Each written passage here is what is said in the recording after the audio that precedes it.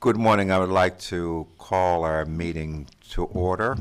Um, As a first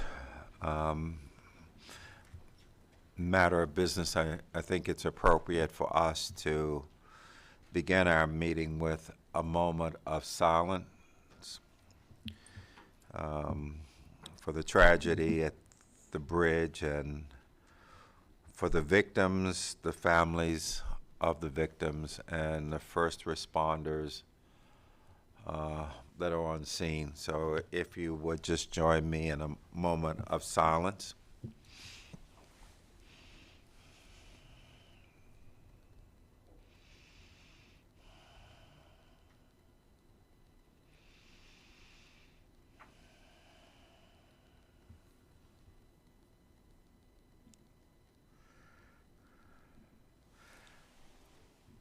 Thank you.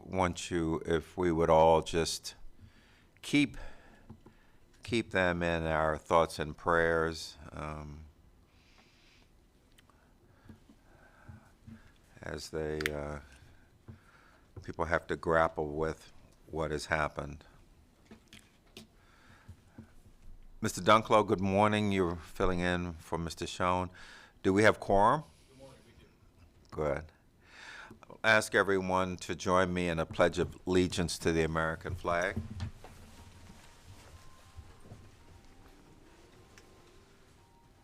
I pledge allegiance to the flag of the United States of America and to the republic for which it stands, one nation, under God, indivisible, with liberty and justice for all.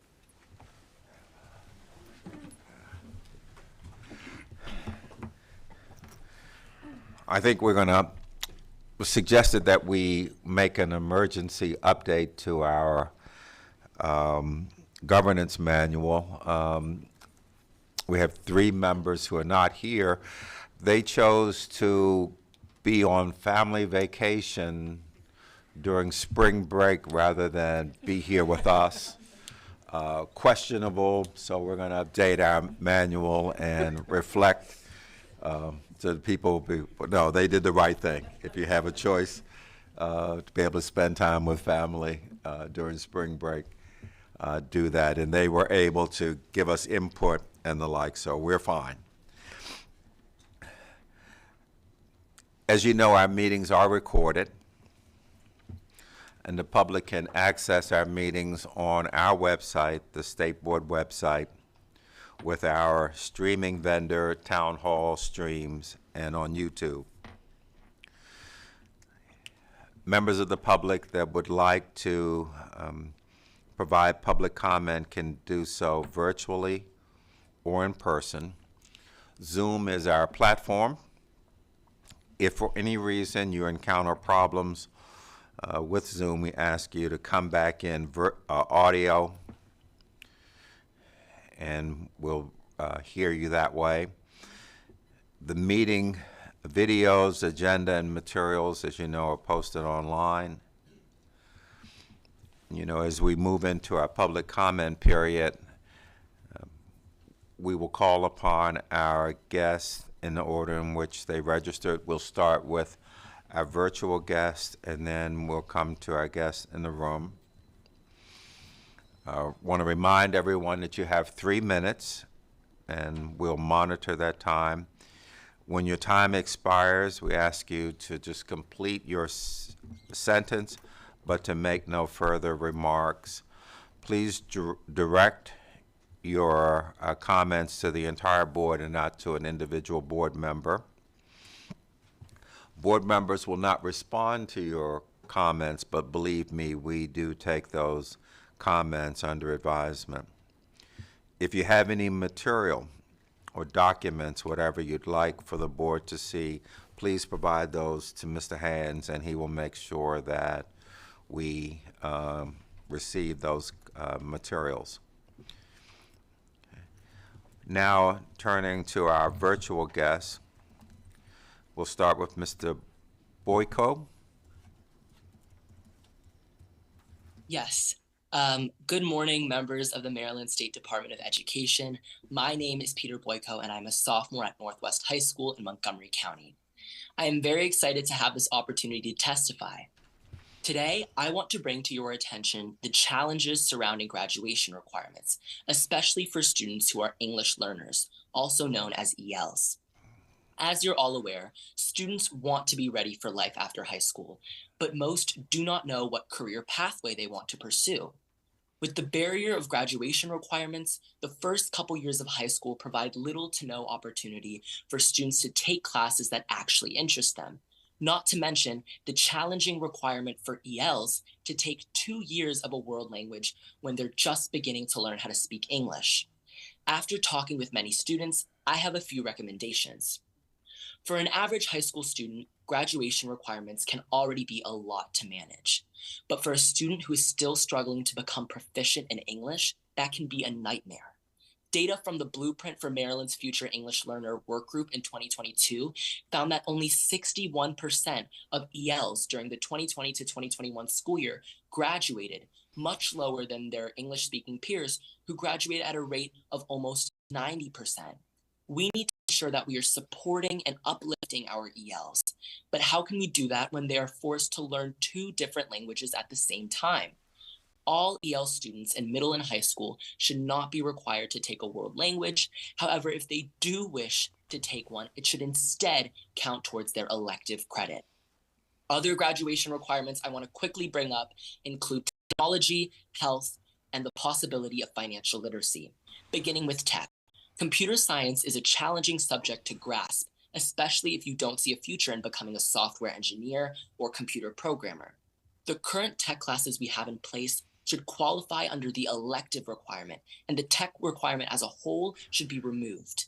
This would open up space in a student's schedule to take classes that they're actually interested in, giving them an early look into a subject that could one day turn into a career. This would perfectly align with MSDE's values of college and career readiness. Speaking of college and career readiness, a big part of an adult's life is money, and knowing how to responsibly manage your finances is extremely beneficial. Not every student will need to know how to dissect a frog or how to solve logarithmic functions, but every student will need to know financial literacy. Health, which was recently increased from a semester to a full year requirement, has received many complaints from students about being redundant and unnecessary. A proposal I urge the board to strongly consider is reducing the health requirement back to a semester and filling in that second requirement, that second semester, with a half credit of financial literacy. High school should be a place where students are able to pursue their passions. However, some state graduation requirements make it challenging for students, especially our English learning students, to explore their interests. I submitted my email when signing up to testify, so please reach out. Let's schedule a meeting. Let's get this Thank you. conversation started so that Thank all you. students can graduate. Thank you. Thank you. Thank you very much. We appreciate that. We'd now like to turn to, is it Prenell Savar?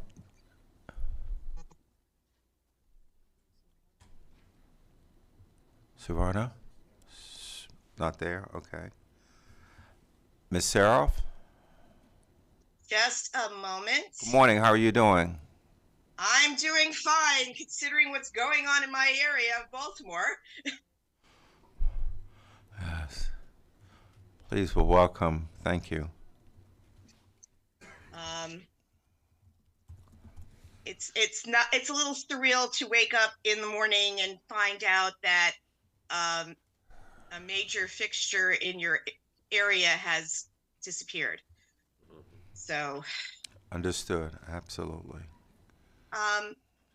But I am here today, and I'm going to say good morning to all of you. I have been watching over the past school year how much more the students with special needs really need to have us understand what kinds of services they need and not to be dumped, and I mean dumped, into general education environments. We have students who are trying to catch up on learning loss, and we are forgetting that We can't catch them up if we don't let them learn the concepts. And that's pretty much what is happening in Maryland. We are giving teachers a script, particularly with math courses, to have A learned on one day, and B learned on the second day, and C learned on the third day, and not really giving students a chance to learn what they need to learn to do well in their math subject or pretty much any other subject.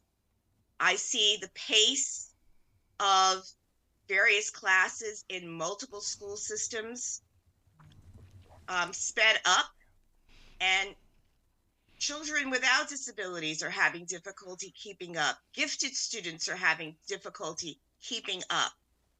And teachers complain, and the complaints fall on deaf ears because we are so concerned about this learning loss.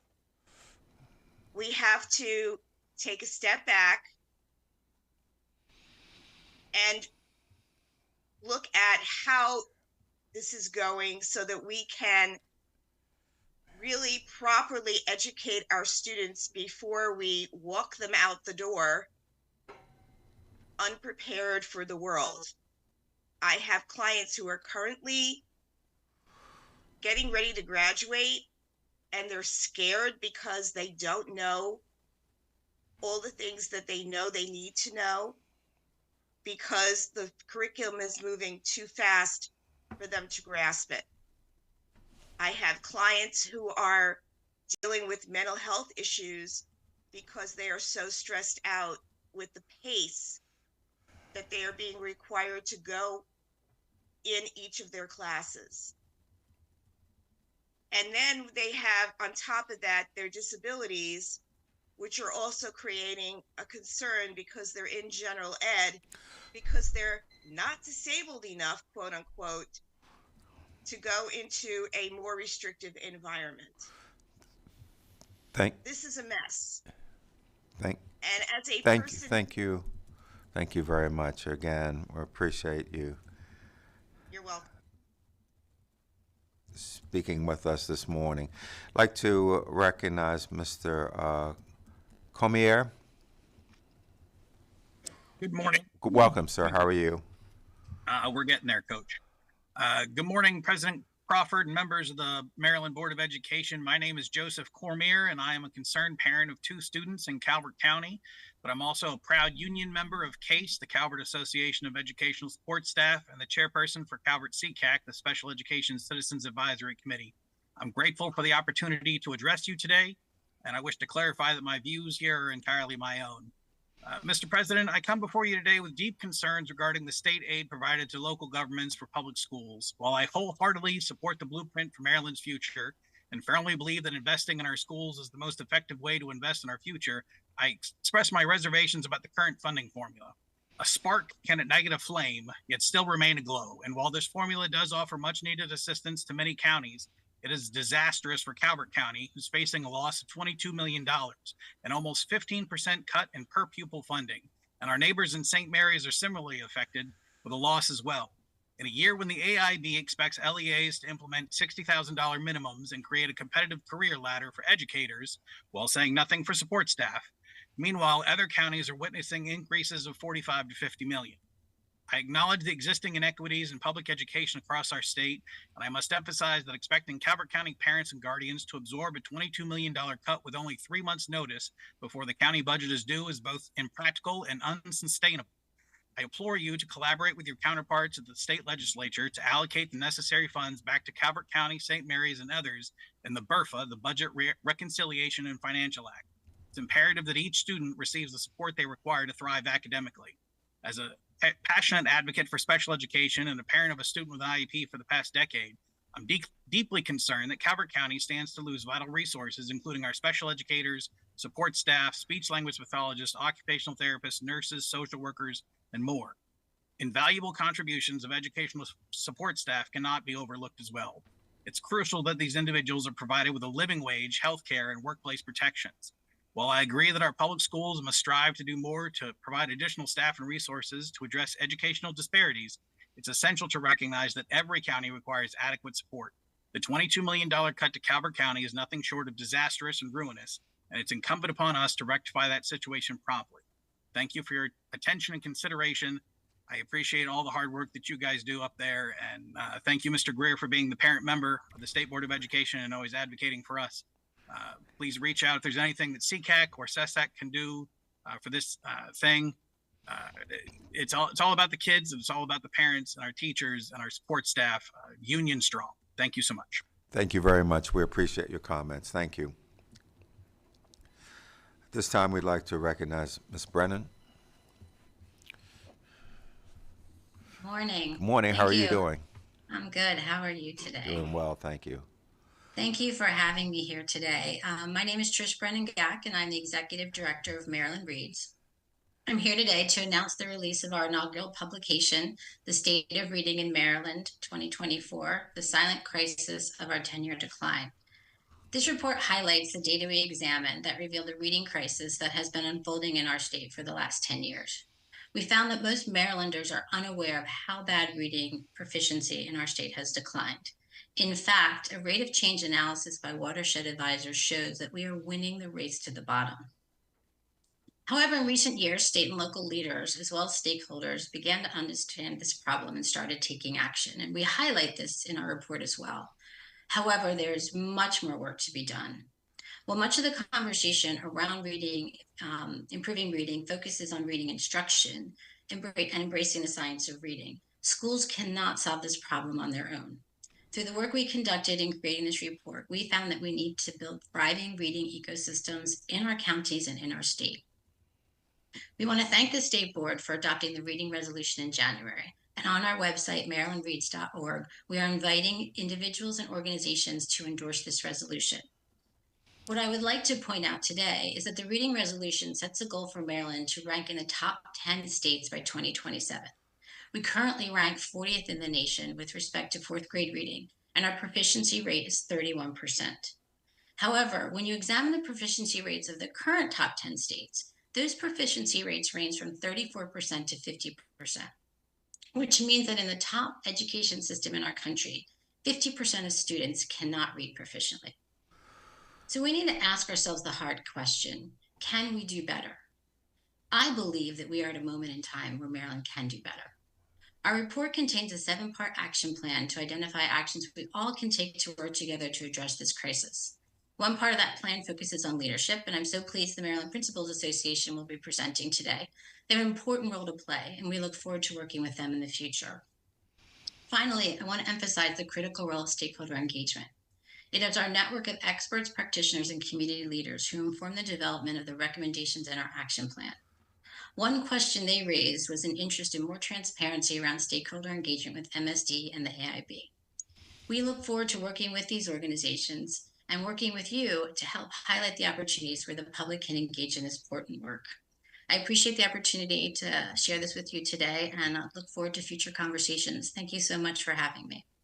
Thank you. We appreciate it. At this time, we'd like to turn to our guests in the room. We have Dr. Simmons, Superintendent, Caroline County, will be coming up. Welcome, sir. How are you doing? Doing well. Yourself? Good, good. Okay, thank you.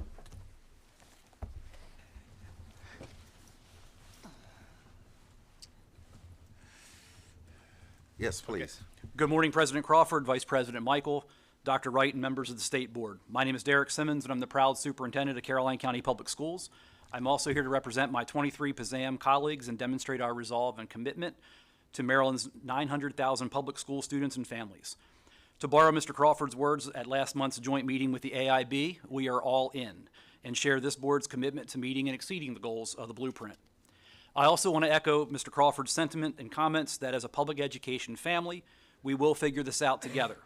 In Caroline County, that is our motto: one family, one vision.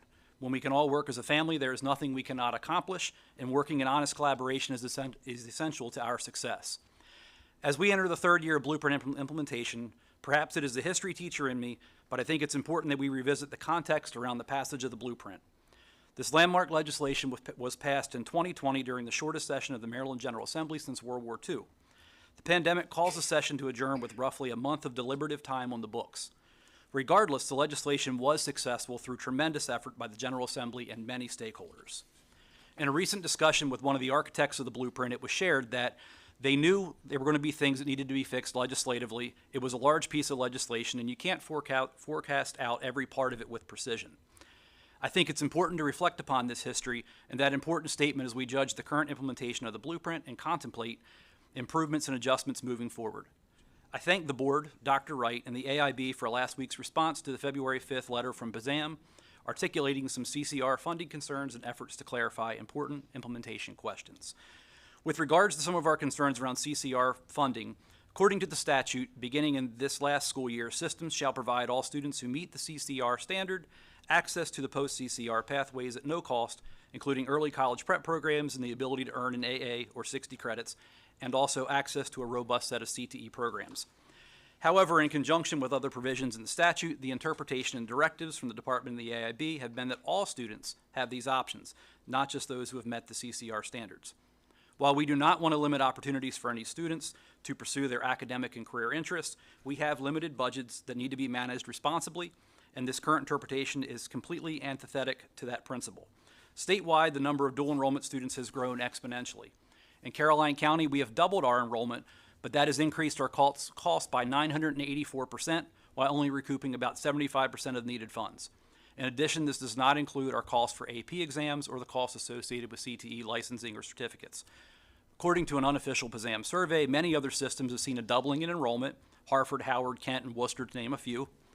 Others have reported unbelievable increase in cost, such as an increase of 2,390% in Anne Arundel County, 300% in Calvert, and 1,600% cost increase in Washington County. There is obvious interest and success in this initiative. However, there is a significant cost, and the school systems are bearing the brunt of this without proper funding. We thank you for your time and look forward to working with you on an affordable solution. Thank you. Thank you very much. We appreciate it. Thank you much for coming today. Ms. Tijan? Okay. All right. Dr. Williams? Welcome, sir. How are you doing?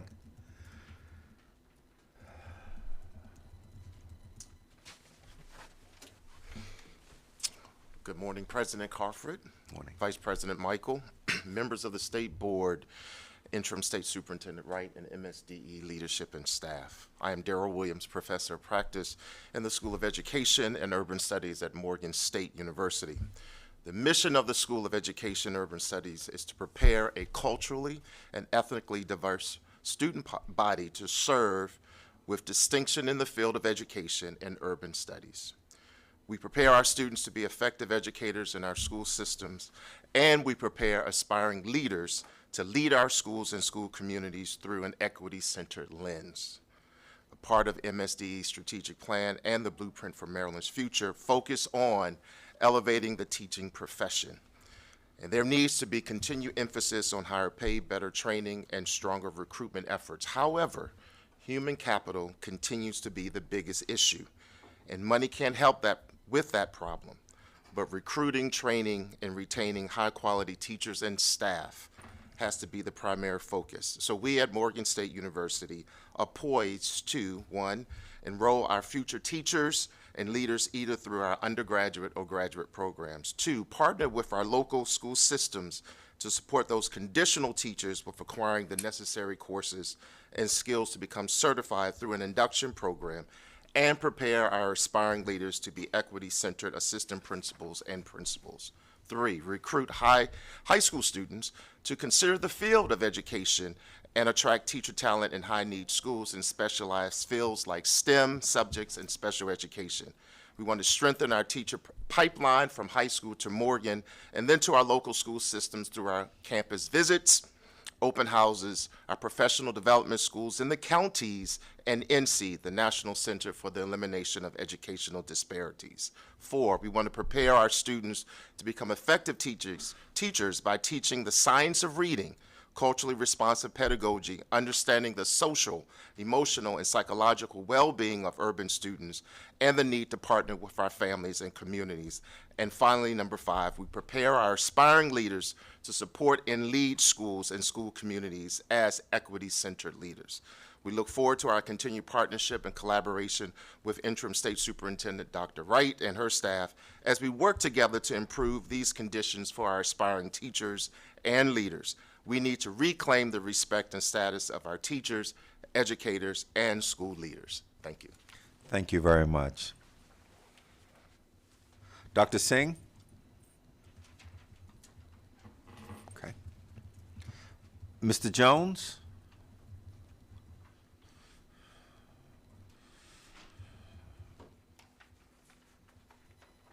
Welcome, sir.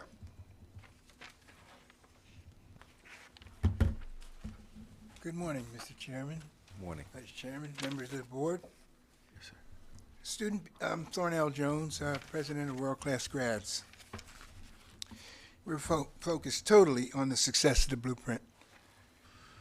Student behavior has been a topic of discussion since COVID. There's no doubt that our youngsters suffered during the school closings that were necessary during the pandemic. But according to Jonathan Haidt, they have been suffering from something far worse for at least the last 10 years. The uncensored internet apps we so gleefully use have made it difficult for them, our children, and we adults, to know the difference between fact and untruth. This is certainly due to the distance between people and the inability to have dialogue that helps us to appreciate each other and what we each contribute to one another's well-being. It will be worse as we begin using AI in the ordinary business of life, including in the classroom. IBM has already eliminated jobs that AI can perform so employees can raise their level of contribution to the company's goals, similar to the earlier introduction of the typewriter and word processing software. It is the face-to-face interaction between pupils that's the greatest behavioral learning that's missing in today's world, where youngsters are confronted with uncivilized behavior during too much of their time online. Although this is not the school's fault, the schools can counter this situation through restorative practices schools, where every individual is prized for what they bring and gets to appreciate what others bring. Having witnessed this right here in Baltimore at Hempstead Hill Academy, a public elementary and middle school with a varied population, including a high number of low-income students, I think all schools should be restorative practice schools. The civil climate in Maryland will be a much better place, and the working environment will be significantly advanced, so much so that industry will be trying to find a way to locate in Baltimore. HB 1257, which passed in the House and has not, the Senate bill has not passed, it's very important for us to provide some input to the leaders of those two committees to make sure that that bill gets passed in the full legislature. Thank you for your attention. Thank you very much. We appreciate it. Want to thank members of the public for taking time out of their schedules to provide input, suggestions, ideas for the board. We will take those comments under advisement. At this time, we're going to now move to the new business items. We have 3 items that fall under the consent agenda topic heading. Approval of the January 11th, February 27th, and March 4th meeting minutes, personnel actions, and budget adjustments February 2024. As is our past practice, I will say objection 3 times. Hearing no objection, the consent agenda items will be considered approved. Objection, objection, objection. Hearing no objection, the consent agenda items are approved. Thank you very much. We now come to our stakeholder engagement segment. We have this morning the principals, the Maryland Association of Elementary School Principals, and the Maryland Association of Secondary School Principals. I'm going to introduce Dr. Addie Kaufman, and she can then introduce her colleagues. As they are coming forward, want to again reiterate the board's appreciation to the principals. The reality is that we will have no reform in the state of Maryland if it's not led by the principals. The principals are the local instructional leaders. They set the environment. We've had principals come from different schools and talk about the improvements that have taken place. And it was critical that the principals played a critical role working with the teachers, the instructional staff, the support staff to make dramatic changes on behalf of our children. Addie, good to see you again. Thank you. It's good to see all of you. I don't have a microphone in front of me. It's got that principal voice. I am Addie Kaufman. I am a retired school principal, 30 years in Howard County, Maryland, and love seeing Dr. Michael. It's great to always see you working with educators and continuing with all of the efforts that were started when you were a child. He's a great student. Dr. Kaufman was, sorry, I'll interrupt, but she was my dad's principal when I was like yay high. So we go back far. So it gives me some bragging rights. President Crawford, Vice President Michael, Dr. Wright, it is nice to see all of you. Board members, thank you for having us here today. I bring with me current sitting principals. We had one who was not involved in, but on the periphery, had to deal with the Key Bridge collapse this morning, so he unfortunately could not be here, and that's Mr. Robert Motley. But we have Josh Fine, who is the president-elect of the Elementary Association. We have Tracy Hilliard, who is the president of the Elementary Association, and Chris Hemstetter, who is the president-elect of our Secondary Association. And Michael Brown had some things in school today that prevented him from being here. He is our president. We are very appreciative of all of the work and support that the Maryland State Board of Education has given us over the many years in which we've worked with all of you. And for those of you who are new, we are so happy to be here and share a little bit more information about what we're doing as an association. So I am going to start by asking Tracy to introduce herself a little bit more and speak about the mission of MAESP, and Chris will speak about the mission of MASSP. Well, good morning. I am Tracy Hilliard. I'm a proud principal of Urbana Elementary School in Frederick County, Maryland.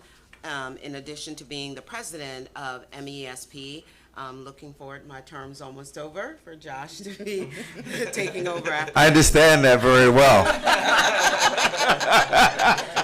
It's been a really busy year, but I know Josh is ready, so I'm in good hands, turning it over to good hands.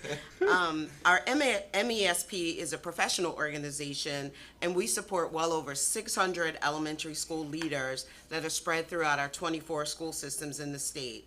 Our mission revolves around providing a platform for leaders to connect, support each other, and advocate for educational excellence within our state.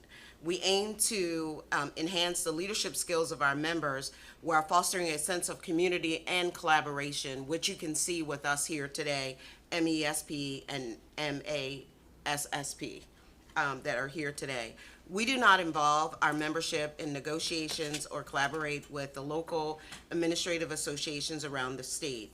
Our organization is one that offers variety of services such as professional development, networking opportunities, access to resources to help our members excel in their role as educational leaders within the educational system within our Maryland elementary schools. Good morning. I am Chris Hemstetter. I'm president-elect of the Maryland Association for Secondary School Principals. I am the proud principal of Kent County High School, located in Kent County Public Schools, the smallest schools district in the state of Maryland. Thank you for having us here today. MASSP is a professional educational association of over also 600 active and retired Maryland middle level and high school administrators. MASSP supports, advocates for, and provides professional development to our members. We are committed to improving instruction and achievement for all Maryland students. We empower, we develop, and we make connections. We are not involved in negotiations or the local administration or administrative associations. We are proud to support all of the students, schools, community members, and our districts. Thank you.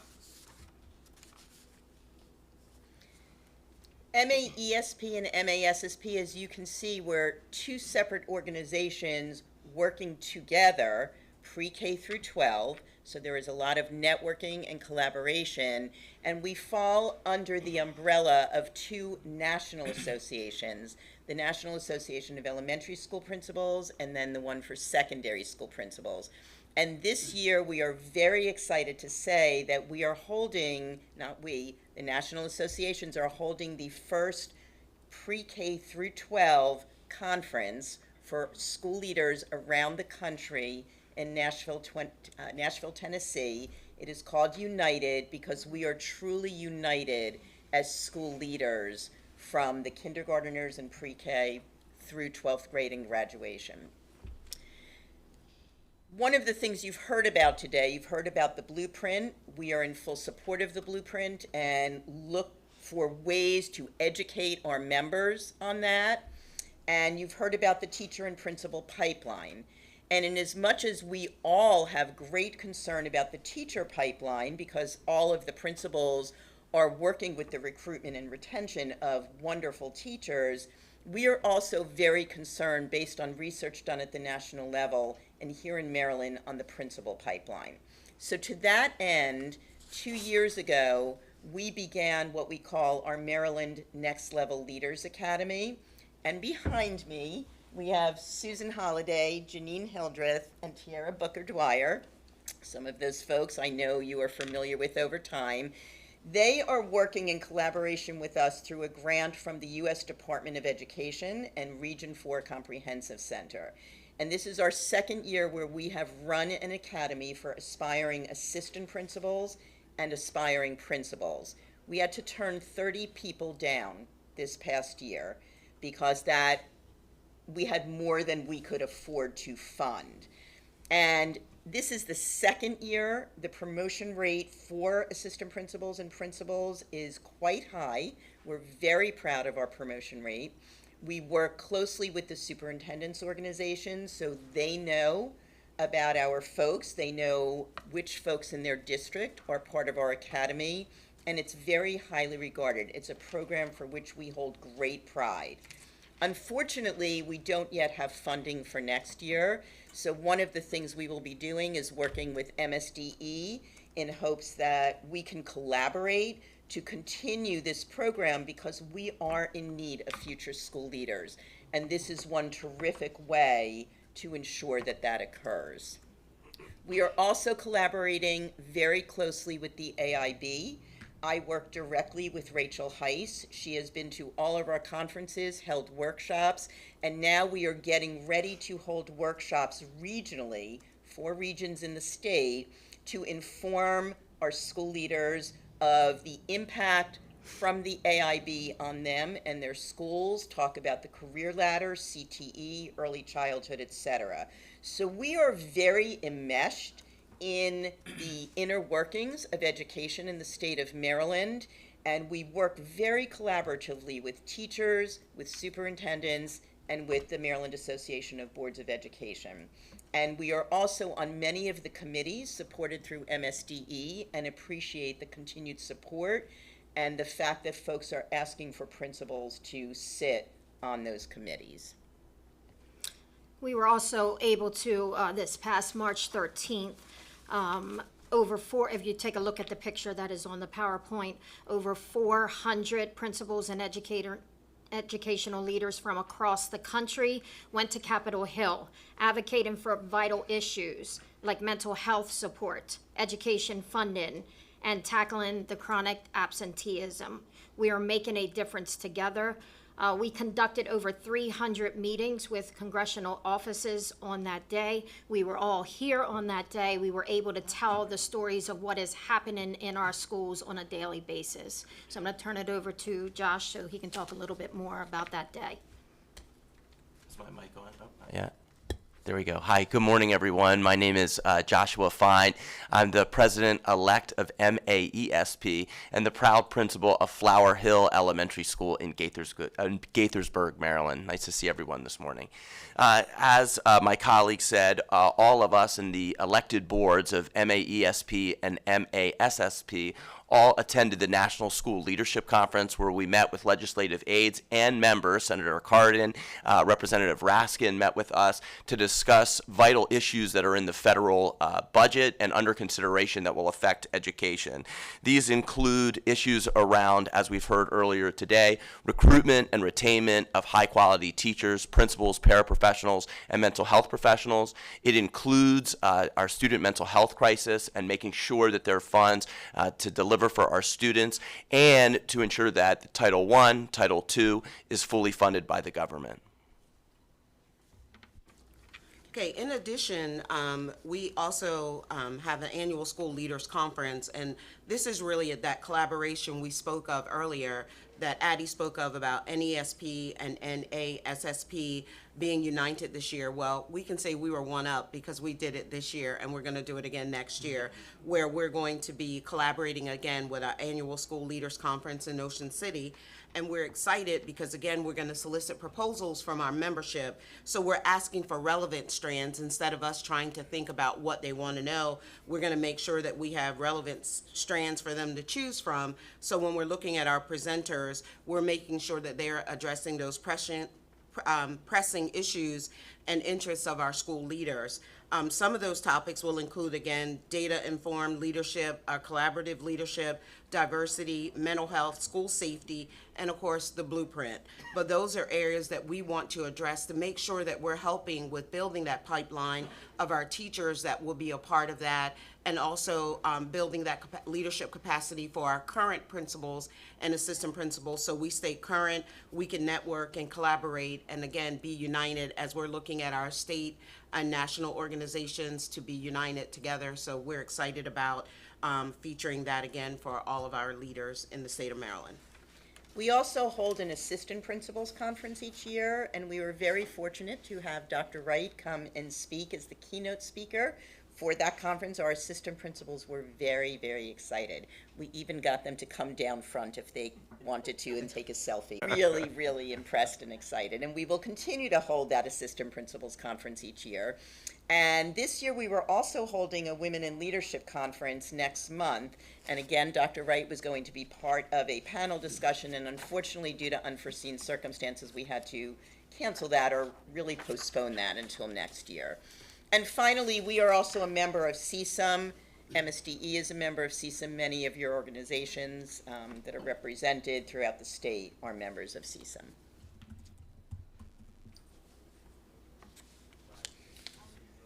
Educator shortages, we've spoken to that a little bit. These are some topics for which we advocated when we went to the Capitol Hill visits, and without taking a great deal of time, we're just going to share with you a little bit about what we shared with our Maryland senators and representatives, and we are very fortunate in that they are oftentimes supportive and aligned with our vision.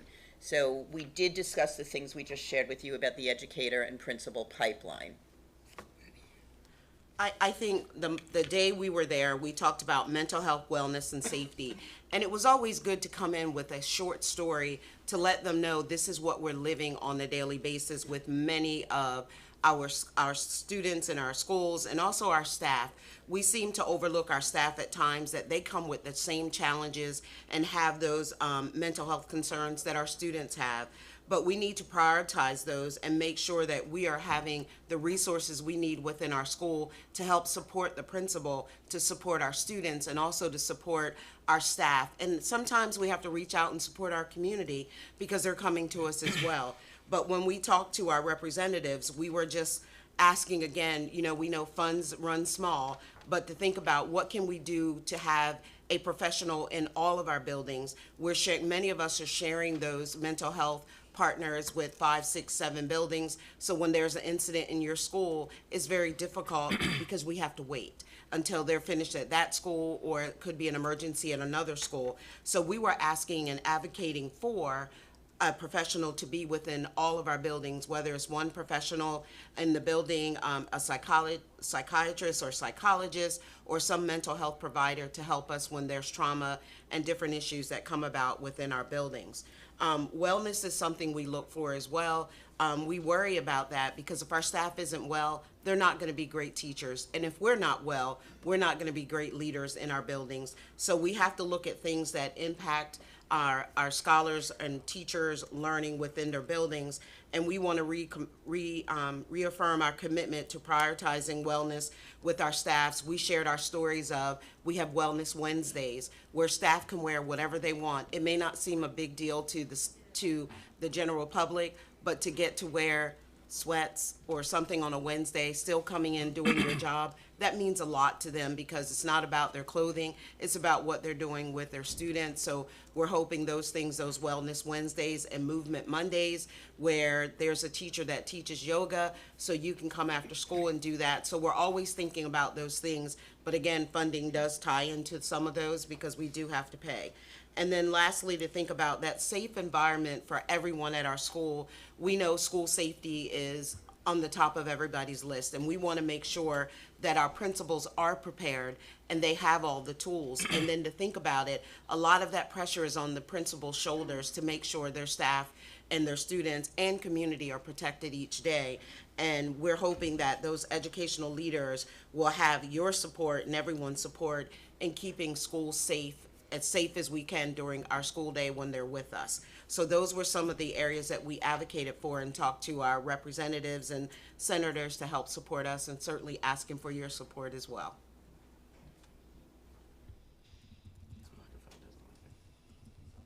I am on. I apologize. The other item that we discussed was the federal K through 12 budget. And I have to admit, as a principal before joining MAESP, there were many things on my priority list. Keeping informed about the federal budget wasn't one of them.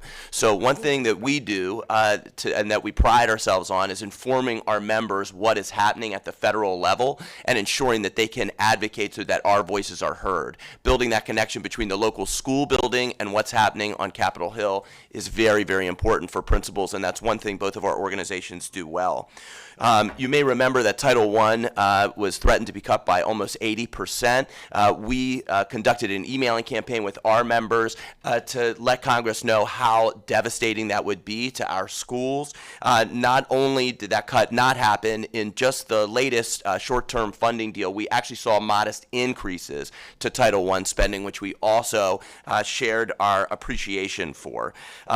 We also advocate for the funding of Title II Part A, which specifically deals with preparing and training principals.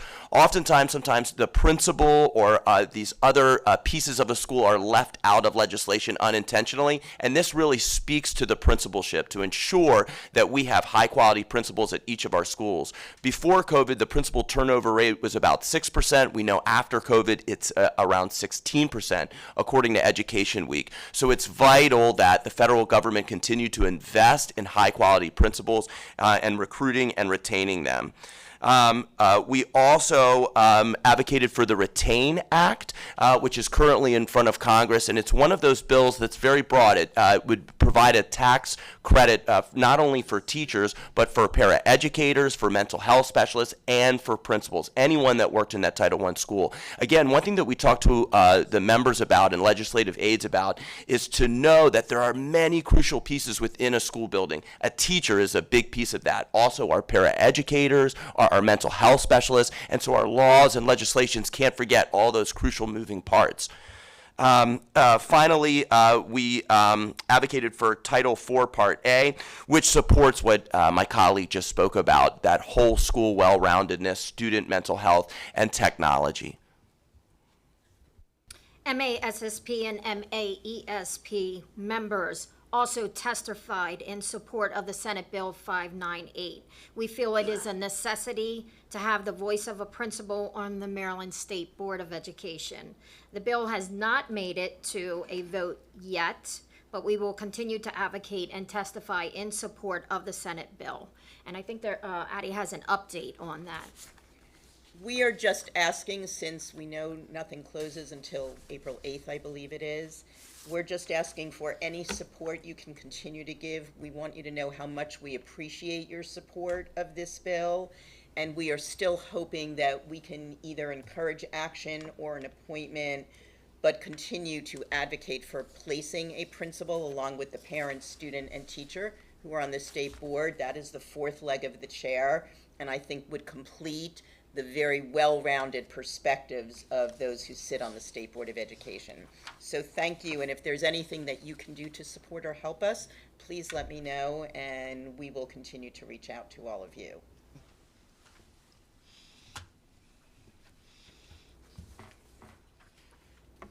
Tracy. All right. Certainly the principal is that strong leadership in our building, and it's crucial to have strong leaders within the building, but also our strong cultures within our schools. It involves all stakeholders, and those stakeholders include our teachers, our student leaders, and certainly our community, and that helps to set the tone for our schools. Within our positive school culture and climate, also we have to be open and transparent, which all of us are within our buildings and within our school districts as well. That transparent communication with our entire school community is something we all have to depend on. Transparency will then let us cultivate a community where everyone feels that sense of belonging. We know that's important for schools to be successful, that everyone feels like they belong and they have a contribution to give to our school. And also within that, mentorship plays a key role in building those relationships and supportive environments. There's many times as principals, we want so many things to happen at our school, but we forget that little training part. So we have to make sure that we're mentoring our parents to share with them, this is what it looks like if you're gonna come in and help us with our ABC groups in kindergarten. So we have to make them feel comfortable. And again, with that sense of belonging, mentoring them, have those personal conversations with them, whether you're sending an invitation in the mail to invite them to come and help, or you're calling them on the phone to make sure that they feel that they belong, and we need them all at our school to build that strong culture and climate to help that. Also, inclusivity and diversity are our core values at all of our schools. We have high expectations for every one of our scholars at our schools. It doesn't matter where their instructional level is. We want to make sure they have that rigor within their classrooms, no matter what their instructional level is, because they need the support to succeed. So we have to make sure we're giving that support to them. And also, we try to foster a culture of collaboration. And the collaboration means keep our doors open, always inviting our parents and community to be active members of our school community by coming in and helping us with learning and growth of all of our scholars. When we have a program, open it up to everyone, personal invitations to some.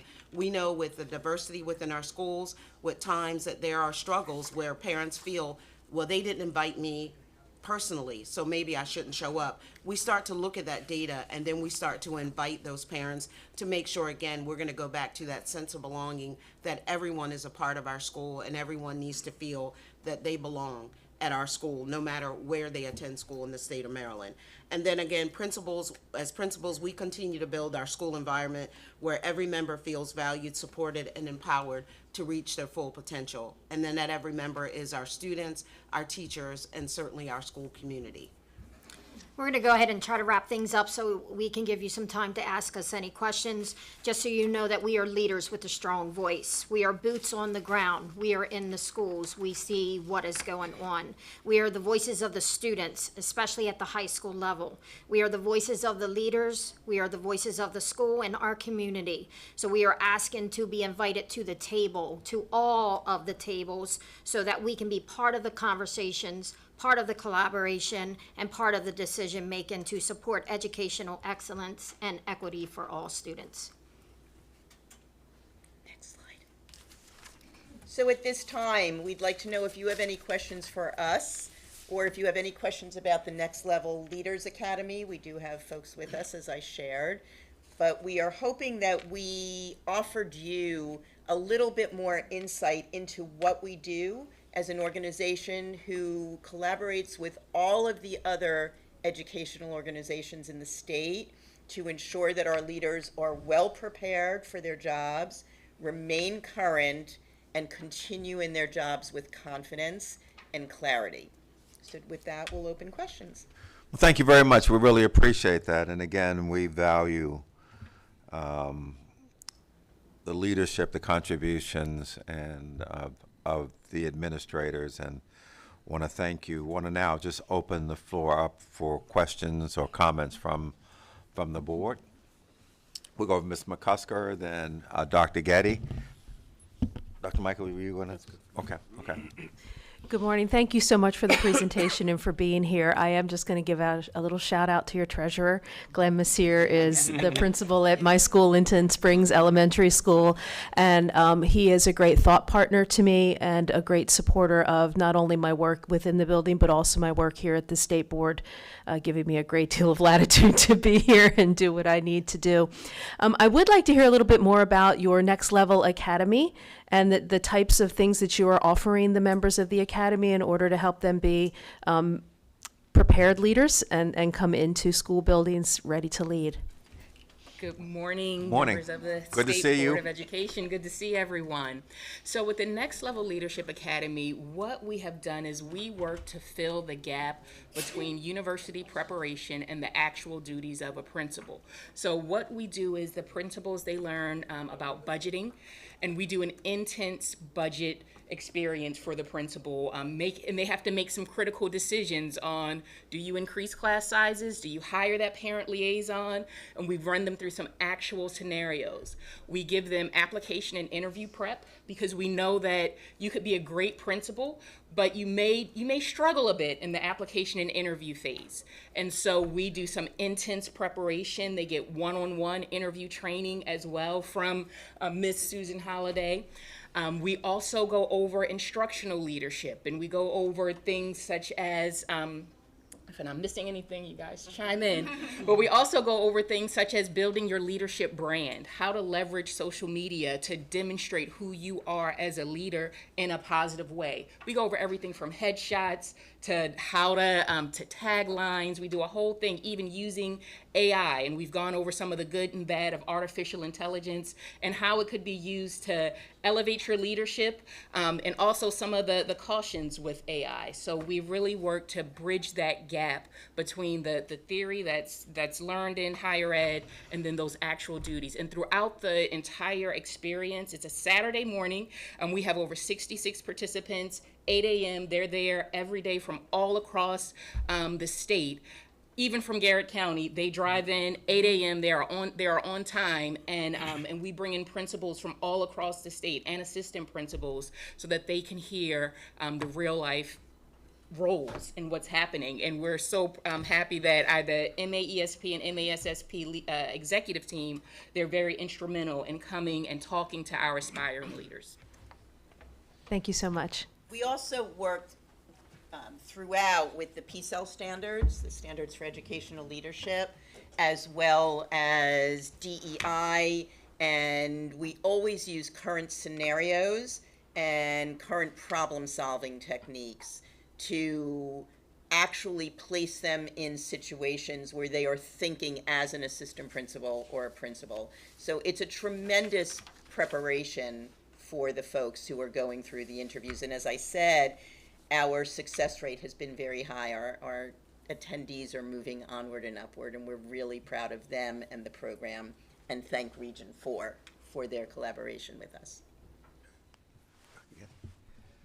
Hi, I don't really have a question. I just want to commend you for the work that you do. I think as a principal, you have plenty of direction from your local boards and your local higher administrators. But for some controversial topics today, such as chronic absenteeism, gender identity, book banning, and particularly behavior, it must just be fabulous to be able to reach out to a fellow principal in the same shoes and say, what worked for you? So I just want to commend you for your work, and I know that without you as the two organizations, the principals and vice principals would leave at a higher rate, and people would be unwilling to step off the cliff from teacher classroom to administration. So good job. Thank you so much. Thank you so much. Dr. Michael? Sure. Thank you for being here this morning. Blueprint is constantly on our mind, and I would say it's fair to say, we talk a lot about 24 school districts in the state, and I'd say that it is of the mind of this board that the work of improving outcomes for children, it occurs in 24 school districts, but the unit of change is the 1,400 schools. And we know just how critical principal leadership is to improving outcomes for children in schools. And so more of an invitation in the form of a question, just that we know how critical principals are in your feedback and is as we are really navigating the implementation of the blueprint. And so asking that you continue to engage, and we'll ask that you lean in to help us think critically about how we guide the work of this transformation, this opportunity that we have. I'd say it's fair to say that it is on our mind, and we know that we cannot do this work and that we will lose public support if we do not do this work hand in hand with our building leaders. So thank you for being here, and an invitation to lean in with us as we continue to steward this once-in-a-generation opportunity for our children and families. Thank you. Mr. Greer, did you have a comment? Okay. Dr. Johnson. Being a principal was the best job I ever had in my life. And I really want to extend my support for you, and also to actually ask if you would reach out to me, because that was one of the reasons that I understand I was appointed to the board, to actually work with principals and leaders in schools. So I'm going to give you my card so that you can contact me, but I really would enjoy working with you. Please, thank you. Thank you. We appreciate it. Thank you. Anyone else? Okay. I do have one unusual request. Okay. Would you allow us to take a picture with you Absolutely. for our website? Absolutely. Absolutely. Absolutely. What we'll do is we'll come up and take the picture, and since we're up, we'll go ahead and then take a 5-minute break while we're up. But please come. Thank you. Absolutely. We're honored to have. Little unusual, but. That's all right. We're honored to have you guys come and do this. Thank you. Sure. We'll leave this here. You guys want to come? Yes. You want to go around? Come around back. Yeah. Come around. Here, so.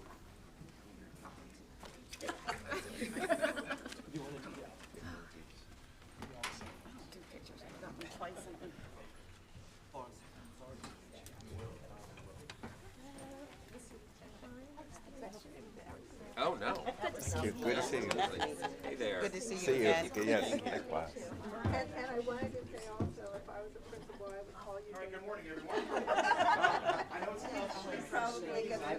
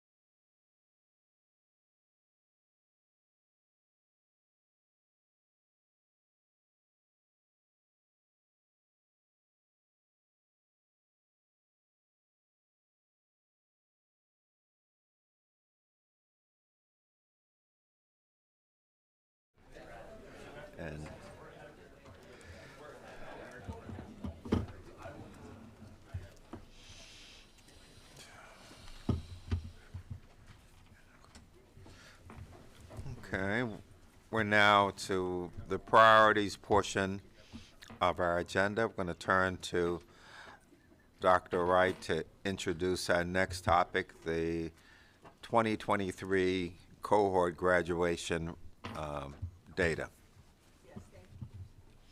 Am I on? There we go. Yes, I'm going to ask Chandra Hazlett to come to the office, or to the table. She's already in the office. I've been giving her a hard time this morning. She's going to go over the data with you and then be open to any questions that you have. And just so the public knows, from this point moving forward, all data that is shared with the board will be released to the public the same day. Okay. So there will be no lag time between the time that you get the data and the public gets the data. Very good. Thank you. So Chandra, I'm going to turn this over to you. There you go. Right. Good morning, board members. Dr. Wright, thank you. So today I'm very pleased to present to you the graduation rate information today. I'll go through a few slides, clicking, make sure I got this right. High levels on high school completers, then talking about the cohort graduation rates and dropout rate included in there, and then post-secondary enrollment is added because we're always interested in what our students are doing once they leave high school. So our high school diplomas, so this is on an annual basis, our high school diplomas that we awarded in 2023, this provides a 5-year trend. We've been consistently right just under 60,000 students that receive a regular high school diploma. And this is just a reminder in regards to what is required. They need to complete enrollment, credit, and service requirements. Each LEA may also have additional LEA requirements, and they need to meet assessment requirements. We do also offer a high school certificate. So the high school certificate of program completion is awarded to students with disabilities who cannot meet the requirements for a diploma, but they do meet alternative standards, which is outlined in COMAR. So digging in a little bit deeper, we do track our students once they enter 9th grade to see if they are an on-time graduate. And so what that means is that it's a federal calculation and it's called an adjusted cohort graduation rate. So what that means is that we look at the students as they become a first-time 9th graders in a particular school year, and then we measure how many years it takes them to graduate. It's an adjusted cohort because students do transfer in or transfer out of high school, and so those are accounted for. If they leave to go to an educational program, they are removed from the cohort, so that's an adjustment. If they come in, as say as a 10th or 11th grade, they're added to their appropriate cohort. And then we do remove those students. Maryland does measure a 4-year and a 5-year adjusted cohort graduation rate. Along with that, we do take a look at those students that drop out. So those students that are a first-time 9th grader, and do they drop out? So here's an example, just drilling into a specific example.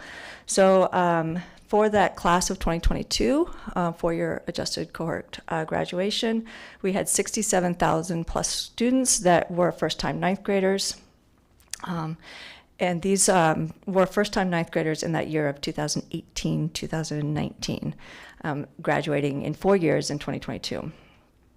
And so out of those 67,000 first-time 9th graders, 57,000 students did obtain a high school diploma within 4 years, which resulted in a graduation rate of 86.3.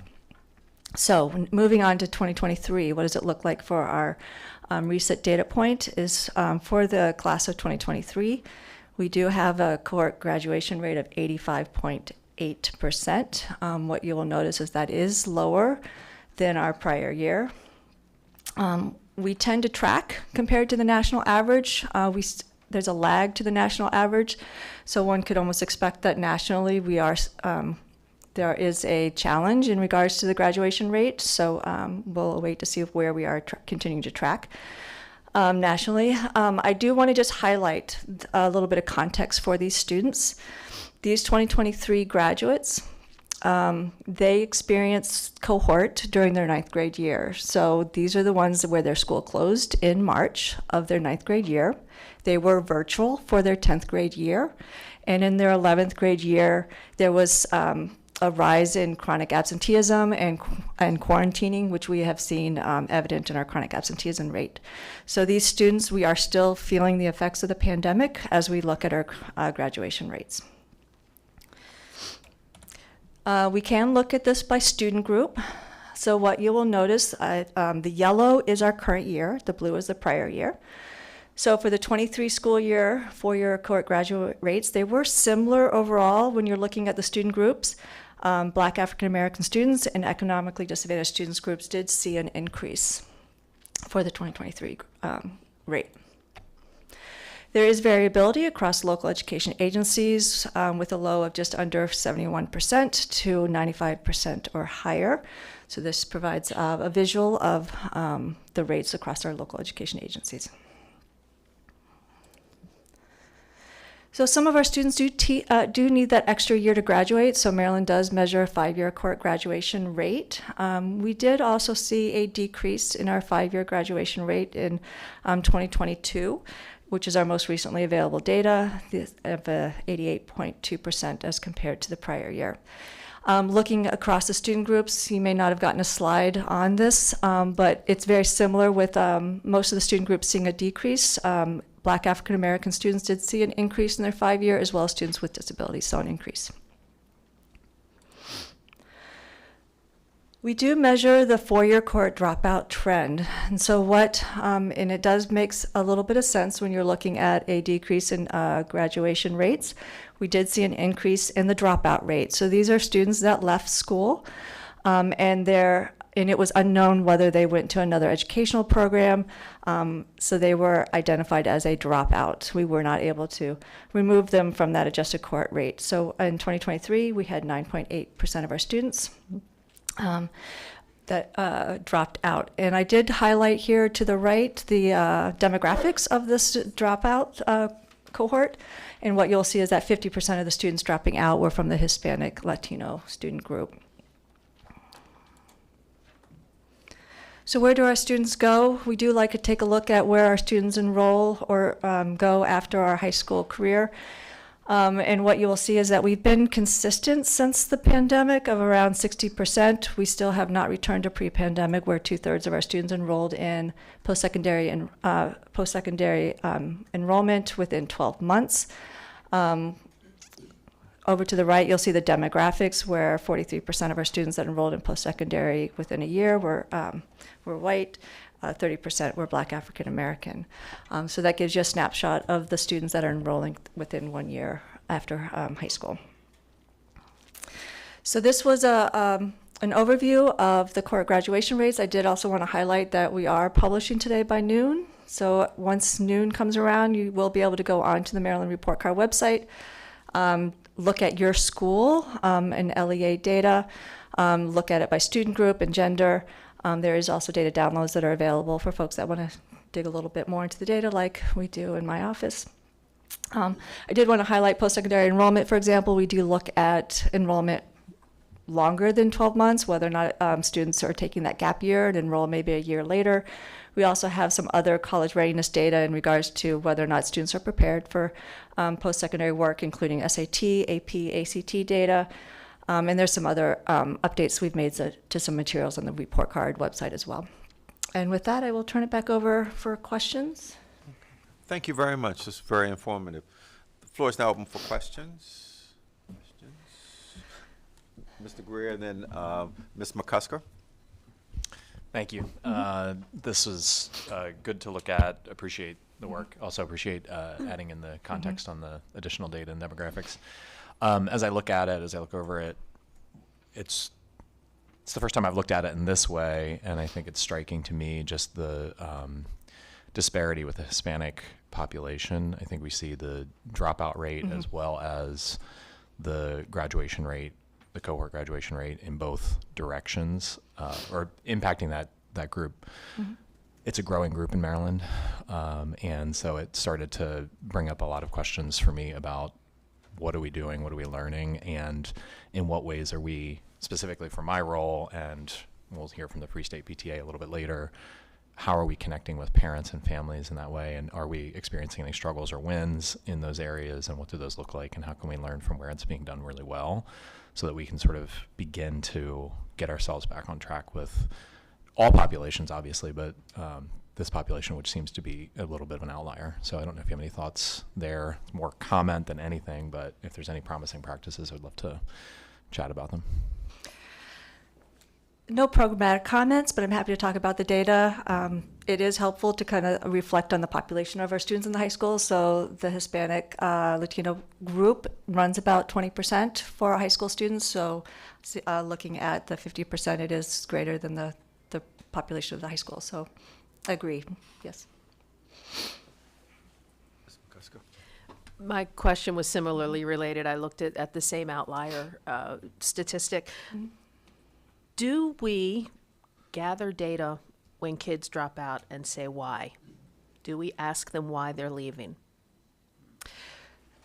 So I do not collect that data. I'm not, okay, but that doesn't mean that it's not collected at the local education agency. Yeah, you bring up a really good question. It almost, and I don't know the answer as I sit here, like how many LEAs even do that. So that would be Right. something that we could certainly take a look at. Because I have made a note here, to Mr. Greer's point, I think we need to be thinking about outreach to particular communities that are really struggling with this. Students with disabilities is another one, right? That their success rate is not where it should be either. So you bring up really good points with that, and I'll make a note of that. I mean, and find if out. they're leaving, why are they leaving? Why are they Where's the leaving? gap? How can we, Yep. is it because they need to work? Is it because they're leaving and going back to their country of origin? I mean, is it because they don't feel connected to their school community because they don't speak the language? Where's the gap, and what can we do? That's a really good point. It almost makes you wonder if there's a way to conduct, I'm going to call it like an exit interview, if you will, with each of these families or each of these children to find out exactly what is going on. Yeah, I think that's the only way we figure out how to attack the problem and help and bring the resources that these families clearly need to keep kids in school. Dr. Golson and then Dr. Johnson. Thank you. Thank you. So I'm going to try to respond to that question and then throw my question in. LEAs, if you begin to disaggregate the withdrawal data, the dropout data, you'll see withdrawal codes. And those codes help to kind of give you some clue of where students are going, if you can find the child. Right. So there is also a code for whereabouts unknown. And a lot of times you will find that that's what happens with many of your students. You just can't find them. So it's difficult to do an exit when you can't find them. We'd love to find them. And then for those districts that are close to Maryland and Virginia, there are many opportunities for them to compare data because sometimes they leave and go to that other district. And so we try to track data that way. So just to respond to that question. And then I wanted to piggyback on Board Member Greer and McCusker's response around the Hispanic population. It was glaring, and my very first question was, I'm sure we know what district that is because you can disaggregate the data yourself. And then really what strategies and supports are we providing to those top 5 districts that have a large dropout rate? Like we see it, we have to do something to support our LEAs. And then the other piece is, I'd love for us to get to a day where we move from ranking LEAs and begin to start disaggregating the data in subgroups, because all the public sees are a ranking of LEAs and not what happens underneath or the population that exists in those districts. And I know we had a group come and speak to us about it, so I know it requires more work, but I am asking us to get to that point. Thank you. Thank you. Dr. Johnson. In conversation with one of the principals who has a large Hispanic population at her high school, one of the factors that she pointed to was that they come, they enroll, and then they go find a job. So they leave because they want to go to work. And as Dr. Golson has stated, it is because they can't find them after they go and obtain a job that they really can't do the kind of deep dive that they want to do for their population of Hispanic students. I also agree with Dr. Golson's last statement.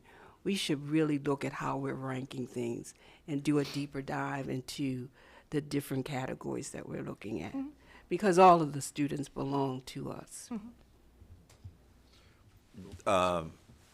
Ms. Ayala, and then Dr. Michael. I wanted to add on to what Dr. Johnson said. Last school year, when I visited one of our high schools with a higher Black and Hispanic population, one of the students expressed to me that their dropout rate was one of the higher ones in my county because students were going to work and they didn't see a point in graduating if they were just going to continue in their similar career. So for me, my hope is that as we continue with the college and career readiness conversations, and as those start earlier, we can kind of give our students more of a reason to graduate, because a lot of them don't see it at this point. So I just wanted to add on to that point. And I also think it would be valuable to look into at what point students are dropping out, if it's in towards the end, or if it's in junior year, if it's in senior year. I think if there is if there's something indicating there, like a contention point, or I just think it's valuable to know. Thank you. Dr. Michael. Yes, sir. Picking up where many board members are, I think there are some really important questions we need to be asking, and there should be we ought to engage in further analysis on really thinking about our Latinx students. If you flip these numbers, our dropout rate, I believe, is north of 20% for Latinx students. And that is dramatically different, right, than all of our other populations. If you connect this data with the NAEP data that we received and that we analyzed by subgroups in the fall, our Latinx students are performing at the bottom of the country when we compare to Latinx students in other states. And so it speaks to a more systemic issue in our school system, and that trend is really down quite substantially in the past decade, more pronounced than negative trends for all of our other subgroups. So there's something here, we're picking it up in different meetings. I think we ought to be asking, what are the trends on this data for our Latinx students? What is the system? What is the experience that students are having over a continuum of time? As we're asking questions about CCR standard and pathways for students, how are we being responsive to the needs of our students and the pressing needs of our students and families to ensure that they continue to stay engaged in school while we're providing flexibility where we can for them to meet the most pressing needs. So I would just offer, I think this very much is, I think this is our problem. One of our great problems as we think about serving diverse students in our state, and it calls on us to ask deeper questions and to engage in that subgroup analysis in a much more intentional way. Excellent points. If Dr. Green were here, she would say, what about the boys? So, Dr. Green, I ask about the boys. One of the things, when you listen to sort of the questions and the themes and what's going on, and building upon what's been said, the question I have is for the board as we go forward, do we need to have a better understanding of how to analyze and review data? If you look at sort of the first tier of data is that we just share what we got. You just look at it and you say. But do we need to, as a board, begin to, as we go forward, to be able to look more critically at the data, the patterns, the trends, and be able to then work with the department and the LEAs to begin to look at solutions? So it's a deeper understanding of data analysis, trends, correlations, patterns, so that we can begin to move into more of an action-based look at data, so we are in a better position to think more critically about solutions and where do we need to go. And I think one of the things as we go forward in this board is that we continue to take that deeper dive and start to really look at data and begin to understand what it means and begin to try to put it in more actionable pieces that we can address, that the LEAs can address. Because at the end of the day, our goal is very simple. We want children to be able to graduate our schools in Maryland ready for life. Okay. Excellent. Thank you. Okay, thank you. Did you have something, Dr. Getty? No. Okay. Thank you. Excellent.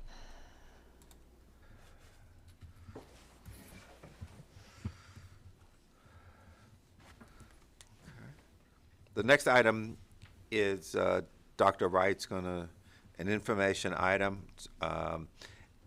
Educate to Stop the Hate Committee. Yes, I'm asking Dr. Collins to come forward and Mr. Peter Ramsey to come forward.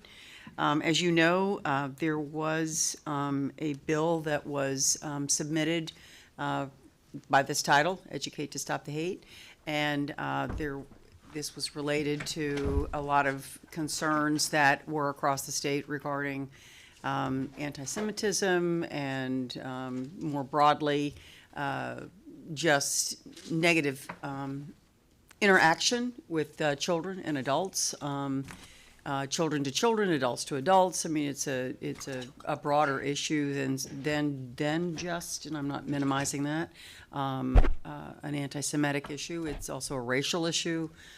There's a lot that goes into this. So based on that, we had decided as an agency then to put together a committee to really take a look at this and to take a look at our social studies standards that we're getting ready to revise to make sure that whether it's in this, our social studies content, or whether it's in other areas that we need to make sure that some of this is embedded. So I'm going to let Dr. Collins and Mr. Ramsey talk to you about what our hope is with this committee, and then we'll open it up to any questions that you may have. Dr. Collins. Thank you, Dr. Wright. Good morning, President Crawford and members of the board. Peter Ramsey, Director of Social Studies, and myself are here just to give you information about a committee that we are going to convene to really help us re-examine and take a look at our standards and frameworks to make sure that they are aligned with the emerging trends and needs that Dr. Wright spoke about. So we'll give you a little bit of context, clarify the difference between standards and frameworks, give you an overview of what the charge of the committee will be, the purpose, who would be the makeup of this committee, and what the workflow will look like, and also really be transparent about our ability to be transparent about this work as well and partner with other folks. Okay. So we thought it was important to make sure everyone was aware that we actually have a regulation, COMAR, that mandates what LEAs should be doing in terms of instruction around social studies, starting from pre-K to 12th grade. Also, it states that the standards must align to, sometimes you'll hear Peter talk about the C3 framework, and so that's related to the college and career and civic life framework that's available. And so the standards that have been developed and put into place have been developed in partnership with LEAs as well as higher education and well-versed national experts. And the standards that we have are highly regarded. They're inquiry statements, and they really get at the historical aspects. But we are going to have a chance to really re-examine that. So I'll turn it over to Peter to give you some more information. Okay. So I want to take a brief moment to describe the difference between standards and frameworks in the context of Maryland social studies. Standards are the non-negotiable starting points of any instructional program. As you can see before you here, they are statements of what students should know and be able to do in a core content area. This means that they are both content and skills-based. All LEAs must align their curricula to our state standards. Conversely, frameworks are guidance documents that are aligned to our state standards. They provide LEAs with core learning objectives that are aligned with high-quality instructional programs, and as I mentioned before, are aligned to our standards. While frameworks provide a strong baseline for LEAs as they implement the standards, they should not be construed as limiting. And in fact, many LEAs go above and beyond the guidance set out in our frameworks with their own local curricula. Now that I've defined both of these key terms, I want to talk a little bit more about what they might look like or what they do look like in practice. So before you here, you see our 6 social studies standards, last adopted by the board in 2021. You'll notice first that the first of the 3 words of each standard are bolded. Students shall inquire. I want to highlight the importance of this. Our standards are written as statements of inquiry, and as such are reflective of national best practices. This also makes them student-centered and embedded with student agency. Our standards are based off of the National Council for Social Studies College, Career, and Civic Life Framework, otherwise known as the C3 framework. And as such, our standards are embedded with the skills needed for inquiry, such as questioning, evaluating evidence, and communicating conclusions. They are also grounded in academic concepts and approaches to organizing, making sense out of disciplinary content. So now that I've talked a little bit about what these standards are, I want to take a look at what our frameworks look like in practice. Our frameworks are where our objectives and performance indicators live. Here we have a brief cross-section of objectives taken from our frameworks from 6th through roughly 11th grade. While I don't think I need to read off these one by one here, I do want to highlight 2 that I think display our belief that social studies curriculum coursework can be and should be leveraged to challenge contemporary racism and hatred. First, the second integrator from the top down from modern world history, evaluating the cause, course, and consequences of the Holocaust. And then on the bottom, from our U.S. history frameworks, assess how the Immigration Act of 1924, the Ku Klux Klan, Tulsa Race Riot, alien land laws, and eugenics perpetrated racism and discrimination against racial, ethnic, and religious minorities, those with disabilities, and the LGBTQ+ community. Even with strong standards and frameworks, MSDE believes that there is still much work to be done. The process of reflecting and analyzing on our own practices is a never-ending cycle. And as such, MSDE is committed to continually examining our curriculum resources as we seek to fight contemporary racism and hatred. In order to facilitate this process of reflection and analysis, MSDE intends to convene the Educate to Stop the Hate Committee. And to talk a little bit more about the charge and objectives of that committee, I'll pass it back over to Dr. Collins. Thanks. So as we mentioned, we are going to examine our standards and curriculum through a diverse and equitable lens. We're going to take a look at the social studies coursework and how we can leverage some of the contemporary issues and build tolerance across the standards and framework. And so as mentioned, we are going to convene the Educate to Stop the Hate Committee to respond to what we feel is very immediate need to ensure that what's being taught in our classrooms is aligned to Educate to Stop the Hate. And again, the overall charge of this committee is just to improve student outcomes, to provide the diversity of student needs, make sure that we are addressing their abilities, their strengths, their interests, while also challenging the status quo, and making sure that there is alignment of the resources that are being used in the classroom, as well as to the emerging needs that continue to evolve over time. And so that's why having this committee that will be very diverse and representative of Maryland is very important, to make sure that we can make sure we are very aligned. The EHSC will follow the agency-wide model of standards and frameworks validation committees that were introduced to the board last month, which will be followed by every content area that undergoes a curricular materials reflection process. The committees will be comprised of 2 chairs, 5 to 6 educators, 2 parents, and 2 community members or associated content experts. All members will receive training in MSDE policies and procedures. This committee model, which will be used agency-wide for all standards and curricular materials analysis, is one that is utilized in several other states. Here you can see in further detail what the makeup of the committee will potentially look like.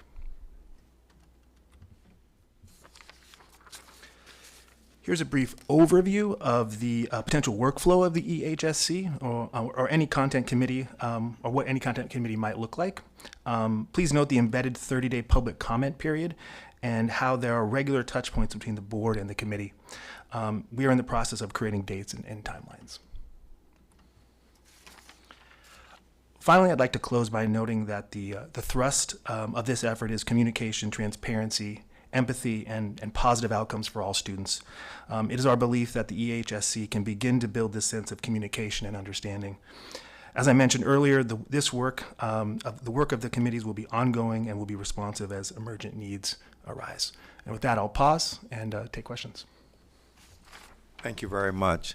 Appreciate the presentation. We'll go to Dr. Michael, then to Mr. Greer.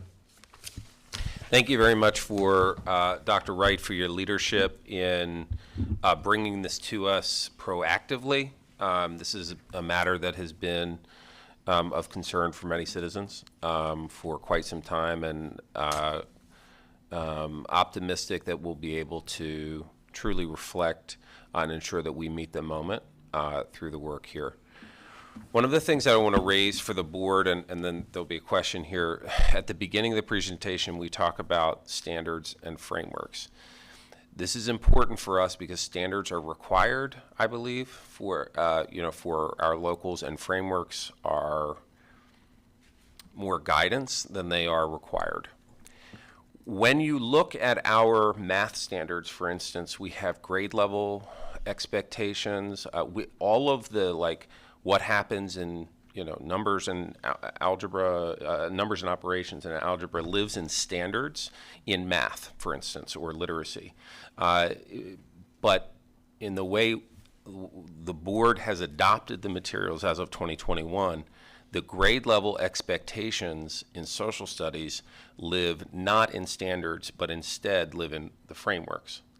And so what that means is our ability to ensure that local school districts are teaching the curriculum, our ability to enforce that is much stronger in standards than it is in frameworks. And so I believe we're in a place where our requirements right now really live at the very top level, the 7, 6, 7, whatever, of the top level pieces. The 5, or 6. Six.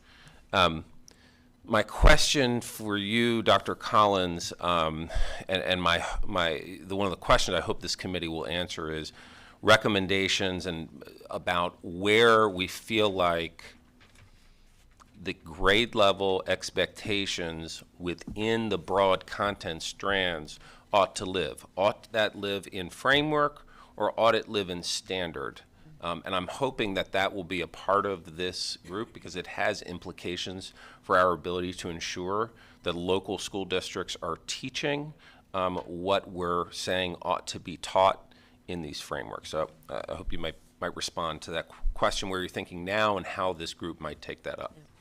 So thank you for the question. So that's actually something that we've been grappling with and talking about, not only Finn and I, but all the content areas, right? To where does it make the most sense? And actually, we want to do some educating of the committee so that they understand some of the nuances and get their input about where it would make sense to exactly the point that you're saying. So we haven't made a decision on that, but that is something that we do need to decide and make a decision, because we want to make sure that the standards are being taught with fidelity and are addressing the emergent needs that we've been talking about. So that'll be a further discussion, but we will be making a decision on that. That was exactly where I was going, was we've got to ensure that these standards are taught. Mm-hmm. And so these should not be optional pieces of information that some districts may or may not choose to implement in their curriculum. So I'm glad that you brought that up, because that's a really critical point for us to make sure that they are being taught. And also why the professional learning, not just for the educators, but for the principals as well, is really important, because they're going to reinforce as well and make sure that the standards are being taught. So. Mr. Greer, and then Mr. Paul. Sure. Thank you, Dr. Michael. I think it was an incredibly important point. Thank you all for this. I'm never going to argue. I love looking at everything through an equity lens, or as much as we possibly can all the time. I applaud you for doing that. I think it's something that needs to be looked at across all of our content areas, right? Like, this is not just something that is social studies. I think that's where we begin. I think that we look at it across technology. I think we look at it across science. I think that we look at it across mathematics. I think we look at it across everything. But digression slightly, just applaud. Thank you for starting this process. Question is, how are members of this committee selected, appointed, or nominated? What's the process? Do we know that yet? So we should tell them about the framework process. Okay.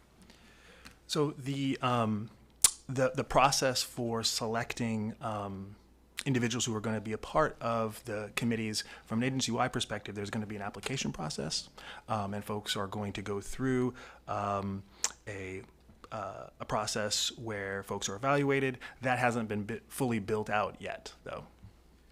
Yeah, and appreciate you bringing this to us early. Just want to be able to support and help, especially on the parent side. We have Free State PTA coming a little bit later today, making connections, trying to support them to know about this, knowing when the timelines are, or other avenues, not just in the parent realm, I'm sure across teacher realm or anything else, right? So that would be wonderful. And I'm glad you raised that, because sometimes community members or even LEAs feel like because they're not on the committee, they can't contribute. So we want to be very clear that the committee will not just be the only venue for providing input and support. We want to make sure that there still be a transparent process, but that this committee will have the main charge doing the brunt of the work, but there'll be feedback loops along the way to make sure we're getting input from the larger community. So I always like to mention that, because a committee isn't as good as the people that they're hearing from, so. I'm not very good at social media, but I'd be happy to put it somewhere. Mr. Paul, then Dr. Johnson. Yeah, first of all, let me say I really want to commend the department on getting in front of them, on taking the lead on this. It's a tremendous step. I had something along the same lines as Mr. Greer. Basically, I zeroed in on the two community members of the committee, with the idea specified there that maybe they're university scholars. And I think identifying really strong, really respected, for example, historians, university historians or something like that, can really lend a lot of rigor and credibility to this committee's outputs. And so I just wanted to flag that as something that I think is especially important. Obviously, every member will be important. Every member will have a ton to bring, but I think those slots in particular have a lot of power for ensuring buy-in and credibility for this committee's work, which I'm really excited about. Thank you very much. Thank you. Dr. Johnson. Good morning again. How do you define contemporary racism? I think that's a great question. I think that I personally would say that contemporary racism can be a mixture of many different things. It can encompass violence. It can encompass violence through words and rhetoric. It can also encompass power and who is using power to further their own aims. And so I think that looking at it through that lens is how we should approach this particular committee and move forward with the work that way. So are you going to have a working definition so that the committee can, or are you waiting for the committee to determine what the working definition will be? Yeah, I mean, I think that's a great question. And I think that, part of it is both. I think there needs to begin with a working definition, but certainly the work of the committee is going to be to define that as we move forward. I think it's kind of both, to be completely honest with you. I think we obviously need to start with a beginning point, but the committee is going to have that agency to be able to contribute to the defining of that.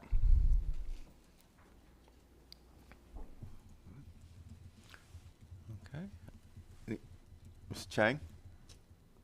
Thank you.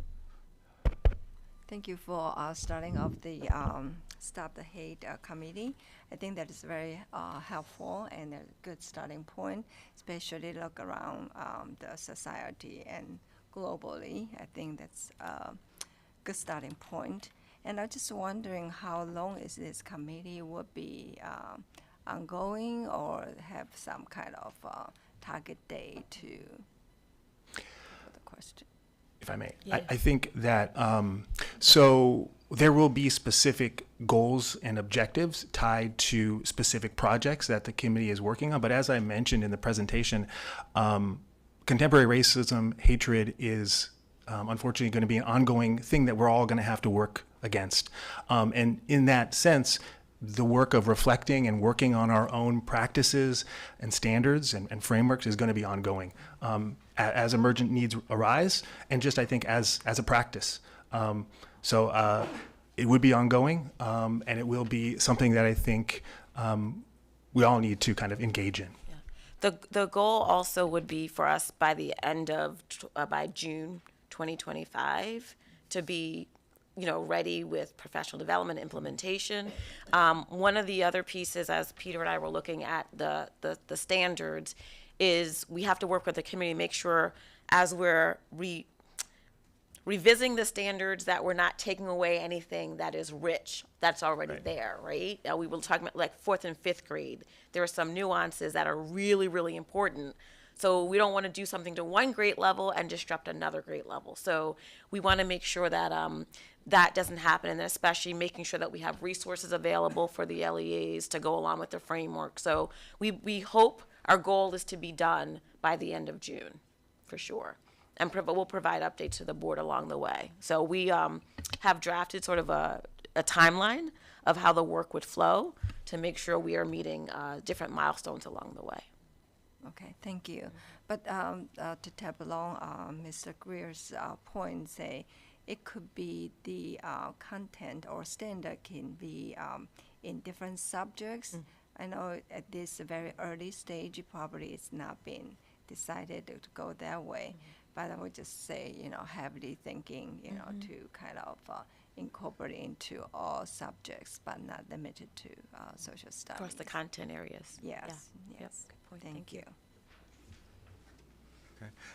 I think from earlier discussion, I believe Dr. Michael had even suggested that as the committee members are identified, that would appreciate the department bringing those committee members, just informing, not an approval by the board, but just an informing of the board, here are the members of committee X, Y, and Z, so that it's clear here for us and then also for the public. Absolutely. We can be happy to do that. Okay. Great. Okay, seeing no further questions, thank you very much for the presentation.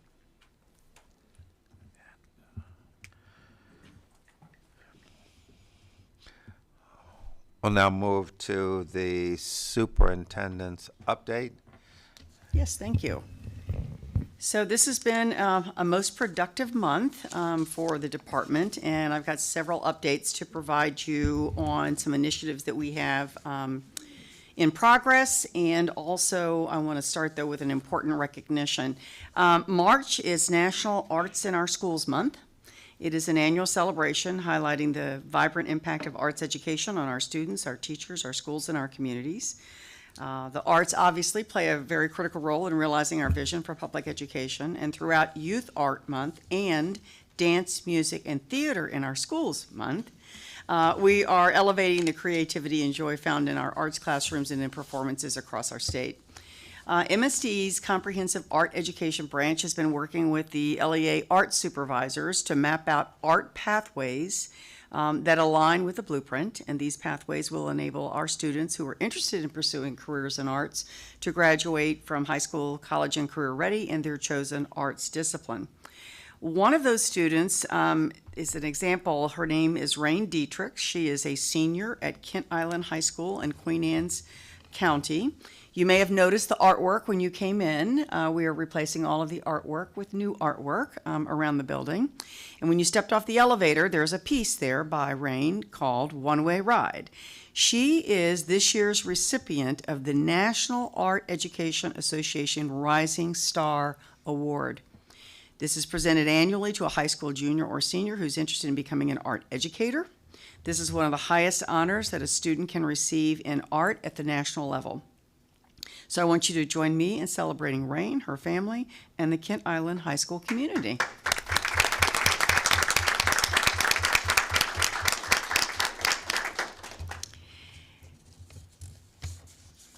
In honor of Arts in Our Schools Month, I'd also like to shine a spotlight on another example of how Maryland educators are developing artistic talent, passion within our students.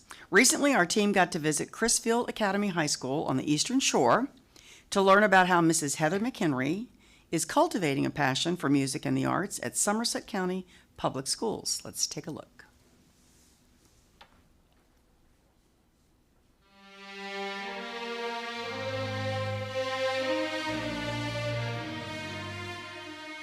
Music, to me, is a family.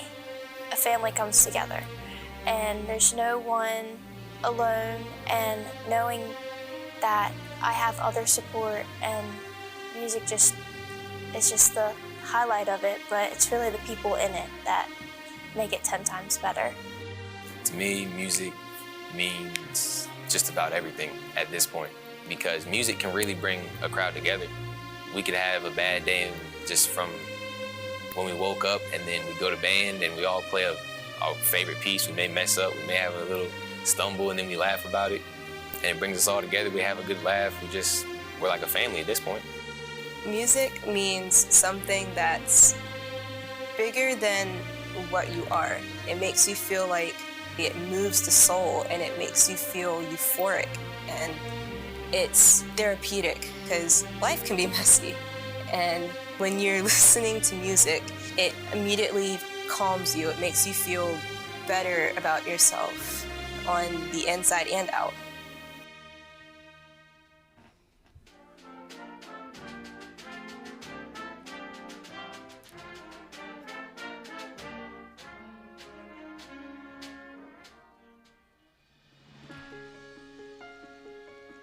I've been here for 23 years, or I'm in my 23rd year.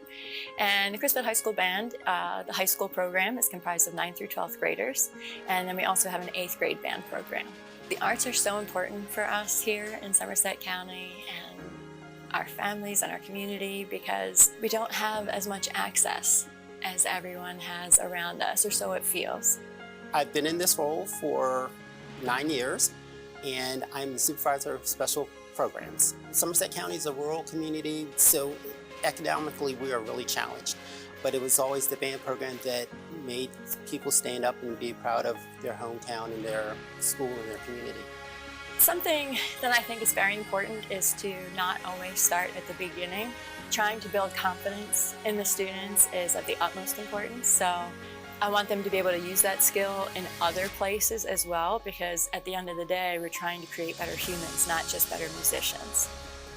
Band is important to me because it teaches me a lot of valuable skills and lessons. It gives me certain skills that I can apply anywhere, from time management, responsibility, patience. It's helped me break down an assignment. If I can't get the first part, like on a sheet of music, you look at it and it's a lot, but if you sit there and you break it down measure by measure, or math problem, you find the part that you know and you get that, and then it just keeps rolling and rolling. We have students in this program that have skills that are sometimes even better than my own skills, and why wouldn't I delegate or use that? So that's another thing that we try and do here to create leaders for tomorrow, and again, give them the tools to take outside of this classroom and make real world applicable. My successes are their successes are my successes. Nobody can do this job alone. When I was in 6th grade, I had siblings who were already in this band with the director, and I saw how every concert that I went to, she was up there, she looked so confident in what she was doing, and it was so beautiful and moving, the pieces that she did. And every time the concert was over, I'd come and see her from 5th grade. I'd be like, I'm gonna be in your band just in 3 years, just you wait. I always knew that I wanted to be a part of this band. We become the musicians of Crisfield, and our community accepts us as the musicians of Crisfield. So there's a mutual love back and forth between the community and the school system. One of the good things, though, is we have community partnerships like our local arts council, which has provided instruments for all of our schools' band programs. The community is out at every event we do. They're cheering us on the sidelines. They're at every parade. Our auditorium is full at concerts. It's a staple here. I can't imagine if there were no band in Crisfield. Once you step in that house, it's like all the problems just go away and you're smiling. Band has helped me, I can say, become a better person. It made me feel good as a community member because I'm giving back to the community that gave to me, that gave so much to me to be here at this time. We're so fortunate for the support we receive in Somerset County. And if that support is any indicator, then the future of Maryland schools is bright. Yeah. Excellent. Excellent. Okay, who needs a tissue? I got a know. tissue for you. I've watched it 3 times, but talk about our why. I just wanted to say thank you to Daniel Yes, from our comms wait. team. Yes, indeed. He put this all together. Put it all together. Absolutely. And I wanted to shout out Liz Devereaux, who's not here. She's our Director of Comprehensive Arts. We talked about this for a while, and we're trying to figure out when we could showcase this. She's actually not here because she's out in Carroll County with Carl Stewart, the supervisor, visiting art classes. And I want to say thank you to Lizzie and also to all the comprehensive arts supervisors who we've met and engaged with. It's important that they know that they matter. And I hope that they feel that today, through the words that Dr. Wright said, through the work at MSDE, and through this video. And so we're going to post the video online. Perfect. It's great. So thank you, Dr. Wright. Oh, thank you. And I also want to recognize our very own state board member, Rachel McCusker. So she is also one of those teachers that makes that magic happen out in her classroom with music. So Rachel, I'm going to give you a few minutes to say what you want to say. So I don't know how you follow that video. I mean, jeez. And this was so unexpected. I think this is the first time since I've been on the board that there was a presentation about the arts in schools during Arts in Our Schools Month. So I am feeling a little emotional at the moment, but I'm going to go ahead with my prepared remarks. And I would like to take a few minutes to recognize and celebrate the month of March as Arts in Our Schools Month. Teachers across the state are bringing attention to the amazing creative and performance endeavors of their students and highlighting the importance of the arts in a well-rounded education. The arts are nationally recognized as core academic curriculum, but more importantly, have been a part of every civilization ever recorded. After all, we sing before we talk, we draw before we write.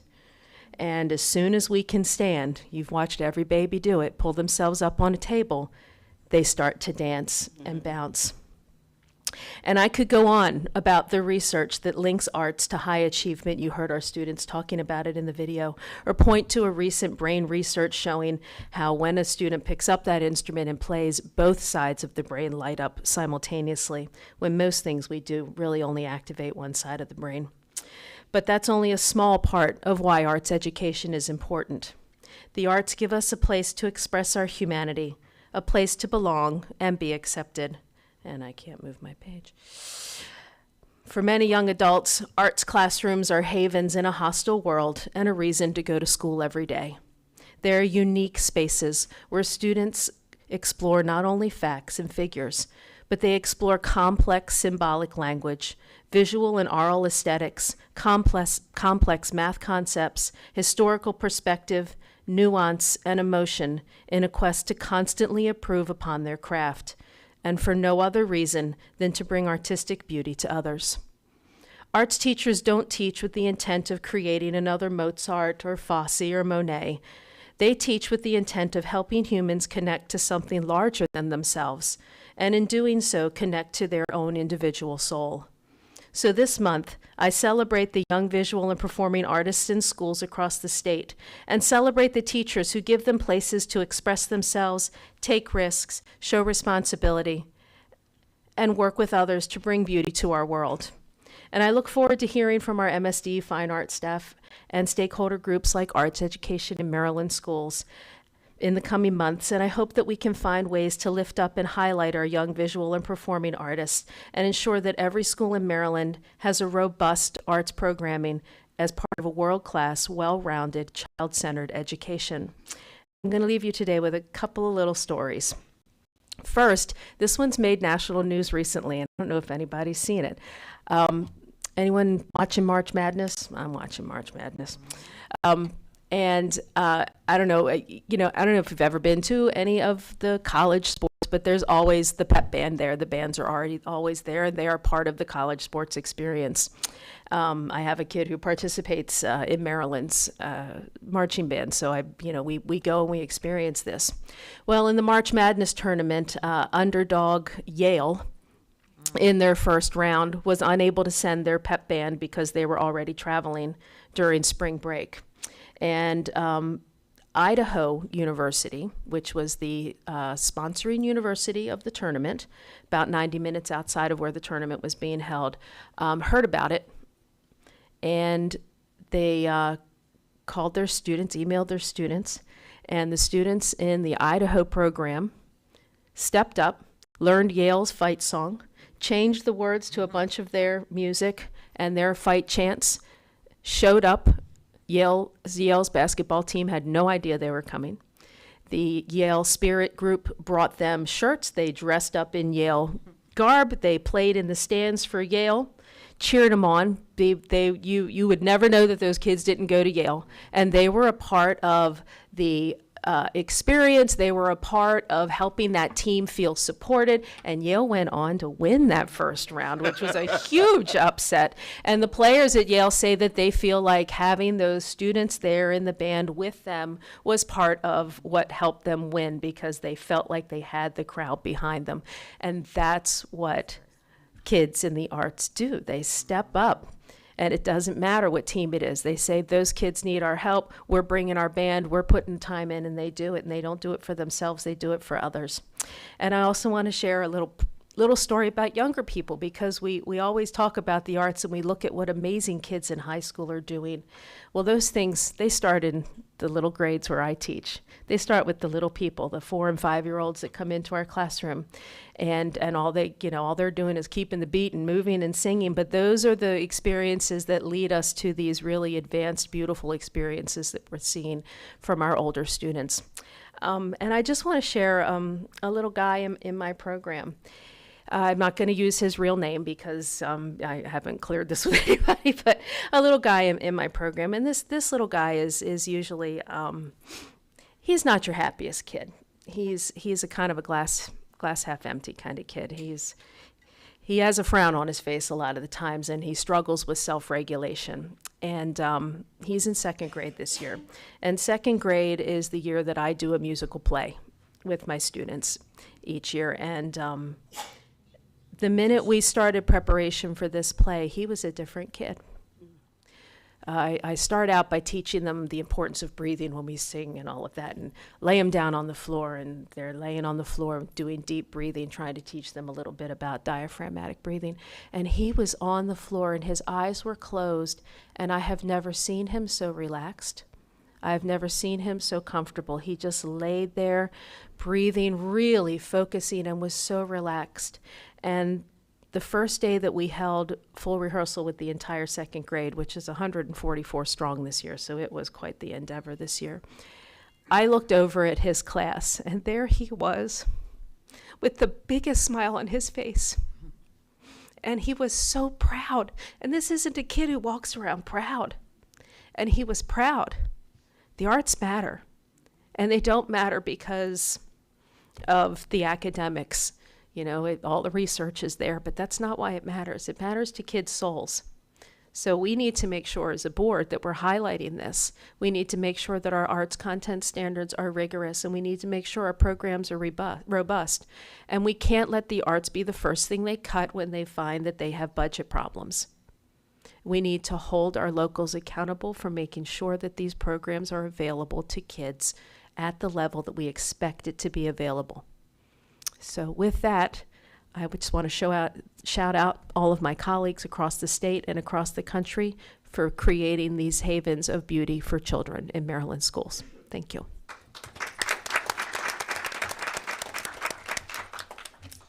Ms. McCusker, remind us, keep it in front of us as we go forward. I will. Remind us about the importance of ensuring the arts.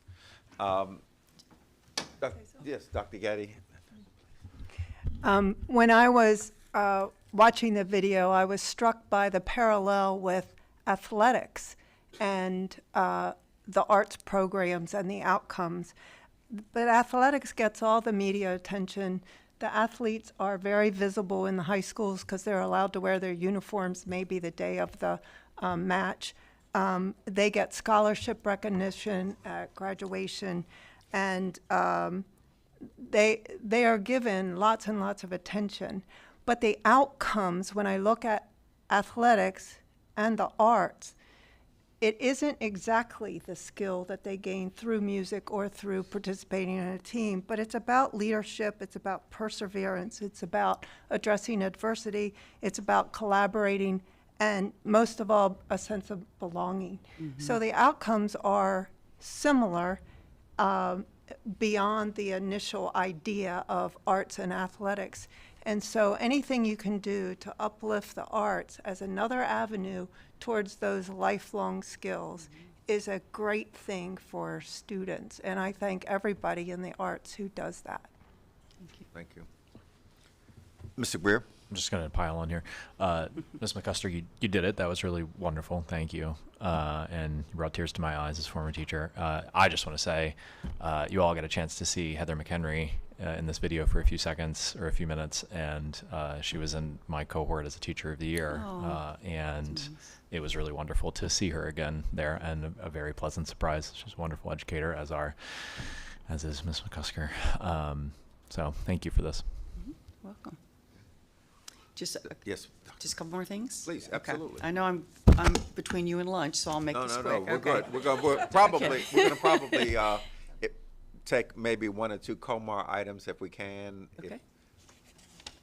So I wanted to let you also know we have been working really hard also with the superintendents and district staff on a variety of issues. You know, this is a very busy time for our districts because they are already planning for next year, already scheduling for next year, working on budgets, et cetera.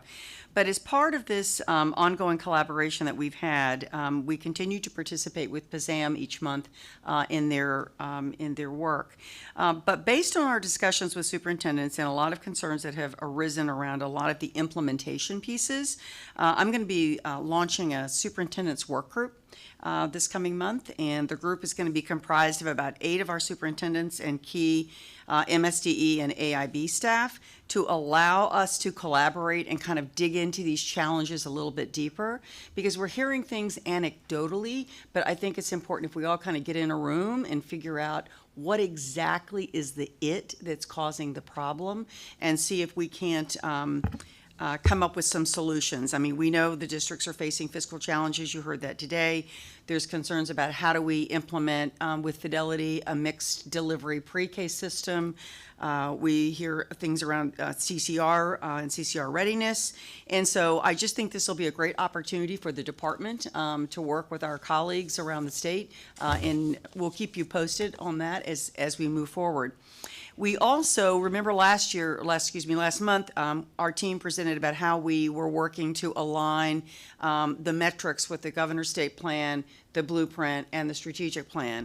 Well, we have an aligned metrics work group that is working on just that. And between the staff from MSDE and AIB, they have met weekly to drill down even further to bring metrics to you. And we've tried to make sure that we've identified and combined the data points across those 3 plans and pillars.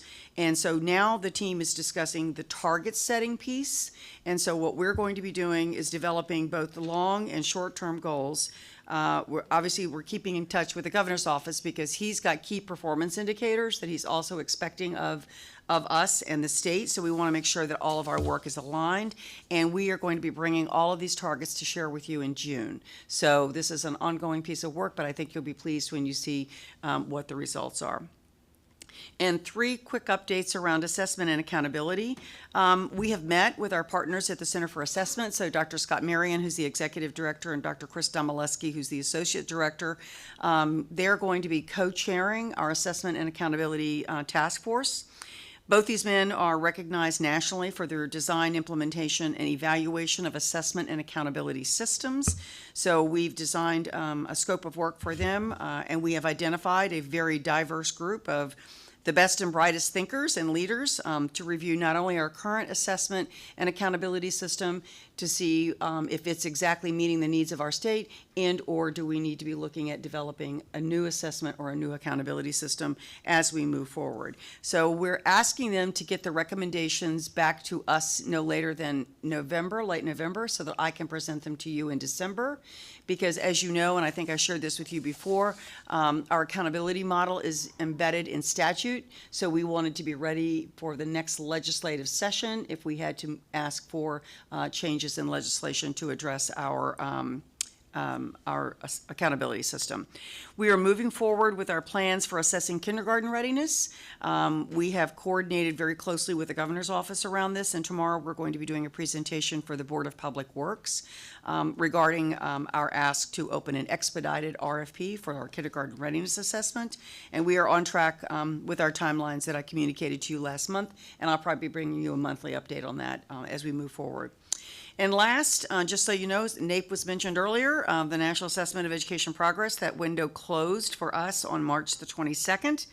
NAEP, as you know, is referred to as the nation's report card. It is the only assessment that is administered nationally in the areas of reading and math, science, to grades 4 and 8, sometimes 12, every 2 years. So they've been doing this for over 50 years, which is why NAEP is so important.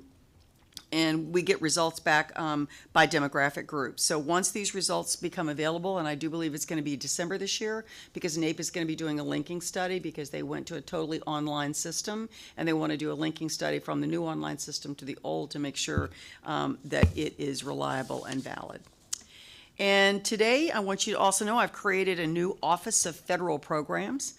This is within the Division of Student Support, Academic Enrichment, and Educational Policy. This office will provide consolidated fiscal oversight and LEA support all in one shop. So all Title I programs will be consolidated under one roof and will be under the very able leadership of Mary Gable, who is here. She's got plenty of experience in doing this kind of work, and so we're excited that that new office offers us a lot of opportunity to provide better support for our districts and to provide a greater oversight for the fiscal needs that we have here. And finally, I want to thank those of you that joined everybody for our visit to the Judy Center at the Waverly Elementary School in Frederick County. That was just awesome. I mean, it's like going into, you want to do something fun, go to a music room. You want to do something else that's fun, go into work with 3s and 4s. And I got to tell you, so we started out the day, so it was Mr. Crawford, Dr. Michael, Dr. Getty, Mr. Hands, Alex Reese, Dr. Cook, and we started the visit with a yoga playgroup. Now, I want you to picture little ones that had to be held, some that were that tiny, and those that were probably about 2s and 3s, and they were all practicing yoga to get themselves all acclimated as the day began. It was so darling. And being in a school, having been a principal, I mean, it's like one of those things. Alex was a principal too. We walked out, we said, oh my gosh, like we just so missed this, like having all these little ones up and down the hall. But it was a great opportunity. And Frederick County has done an amazing job of leveraging their Blueprint funding. This Judy Center is one of the 13 original Judy Centers in Maryland. 84% of those students qualify for free and reduced meals, and 41% are multilingual learners. So that was very evident as the children were coming in. These early learning hubs prepare children for success in school and life by empowering their first and most important teacher, and that's their parents. And all those parents walked in with these little ones and were doing the yoga right along with them. We had a mother that had one in her arms and one that she was a toddler with. So they were definitely getting involved. And I think that this whole idea of connecting families in a way that provides them those wraparound services that they need, these Judy centers are just doing an amazing job of that. So are our Patty centers, to be quite honest. And we heard from Kathy Allen, Frederick County's coordinator of early childhood. She's talked about how they've expanded it, and it is this beautiful facility that's attached to the school. And we had this amazing parent who had moved to the country. She was brand new, had not been in the country for that length of time. And her tale was just heart-rending about what this school has done for her as a mom, what it's done for her children, how successful her children have been.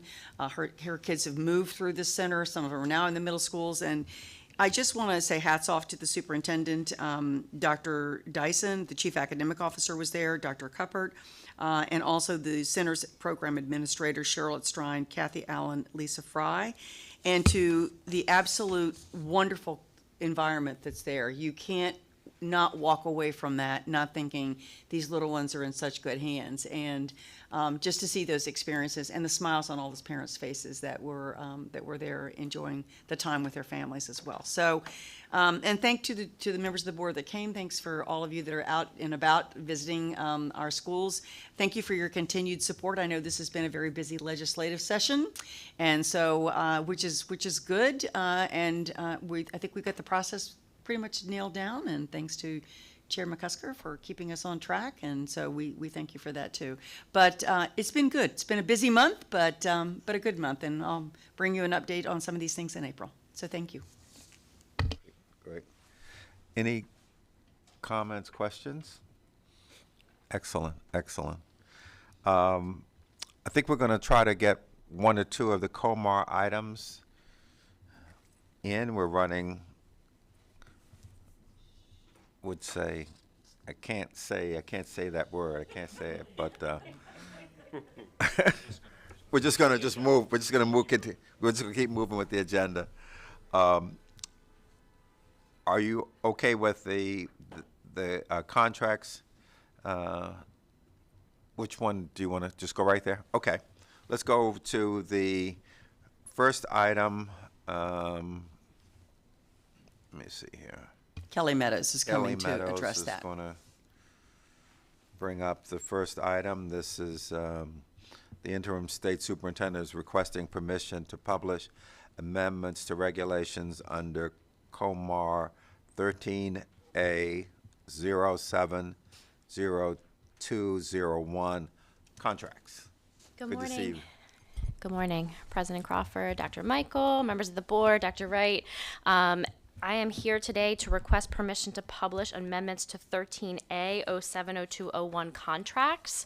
As we have just transitioned to using the term licensure and license in this state instead of certification and certificate, what you see before you today is limited to changing the language, the terminology. So all of the amendments are strictly terminology changes. When certification was used, you're going to see the word licensure, and when certificate was used, you're going to see the word license. The floor is now open for questions of clarification. Seeing no questions. I'm sorry. I'm sorry, Ms. McCusker. No, I don't have a question. I just want to let the board know that the Education Policy Committee did recommend this for you to go ahead and give permission to publish. We do recommend permission to publish. Yes.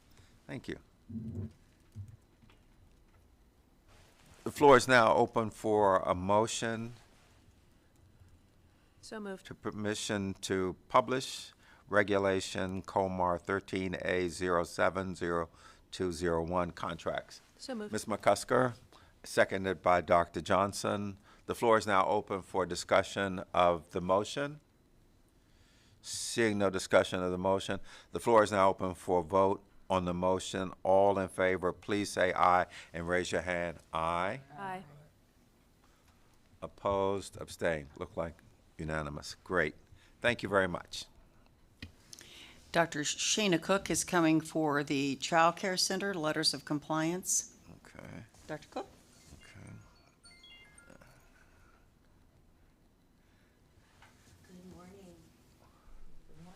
Morning. So we have here a request for permission to adopt regulations under Comar 13A 15 child care, 13A 16 child care center, 13A 17 letters of compliance, 13A 18 large family child care homes, safe sleeping. Dr. Cole.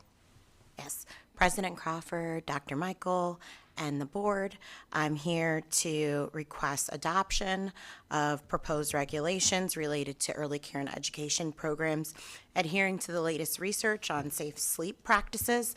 The proposed regulations align to the requirements on safe sleep, the latest research from the American Academy of Pediatrics, as well as set safety standards in alignment with U.S. Consumer Product Safety Commission.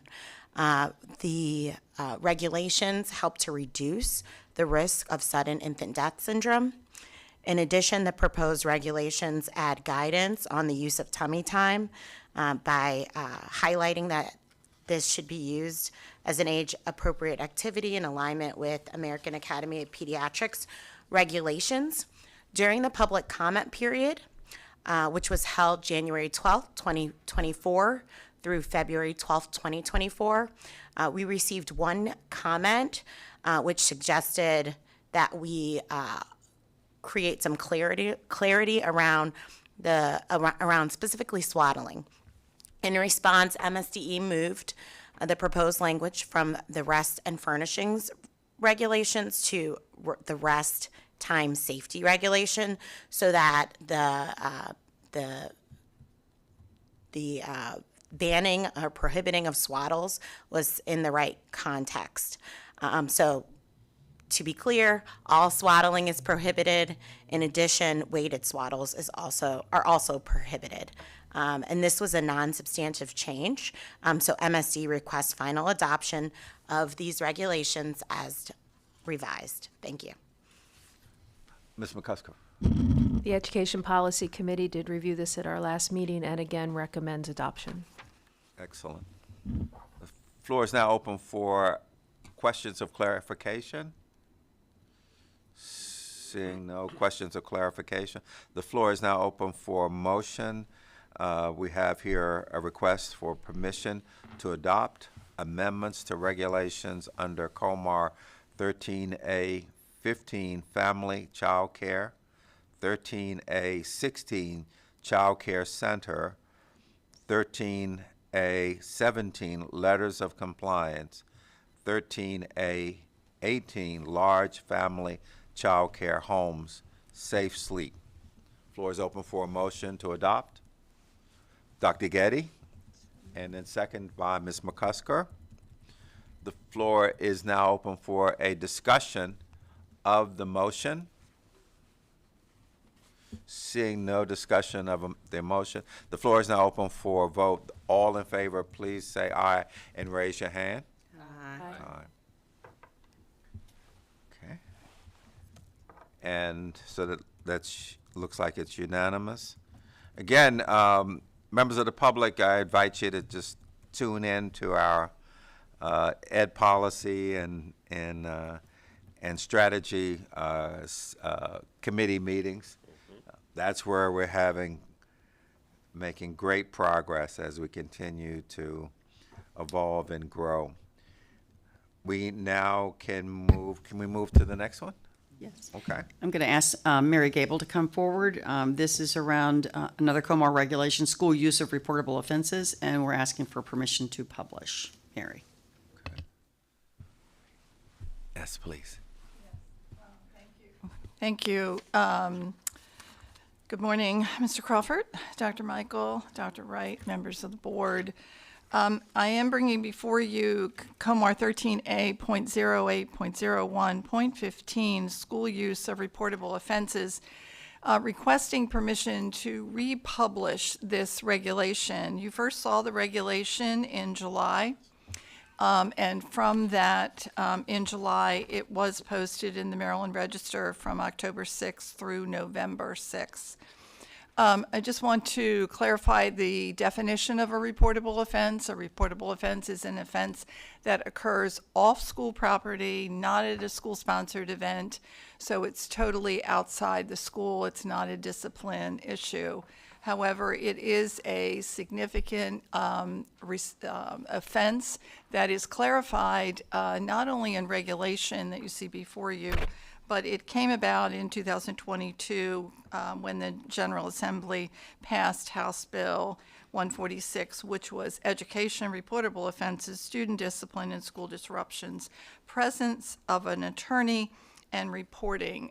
That bill required a number of things, including making sure the attorney was invited, also required a number of reports that we have been in the process of collecting the data and submitting those reports.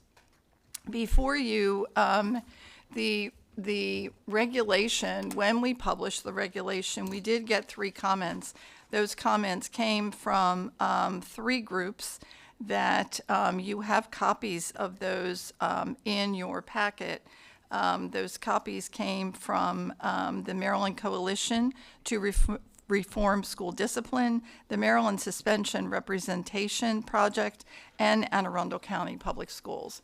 We thoroughly reviewed all of their comments, and all of our notes are in your packet. However, upon reviewing, we looked at 3 comments in particular that MSDE agreed with their comments and agreed that we should make those changes. Those changes are in 3 areas.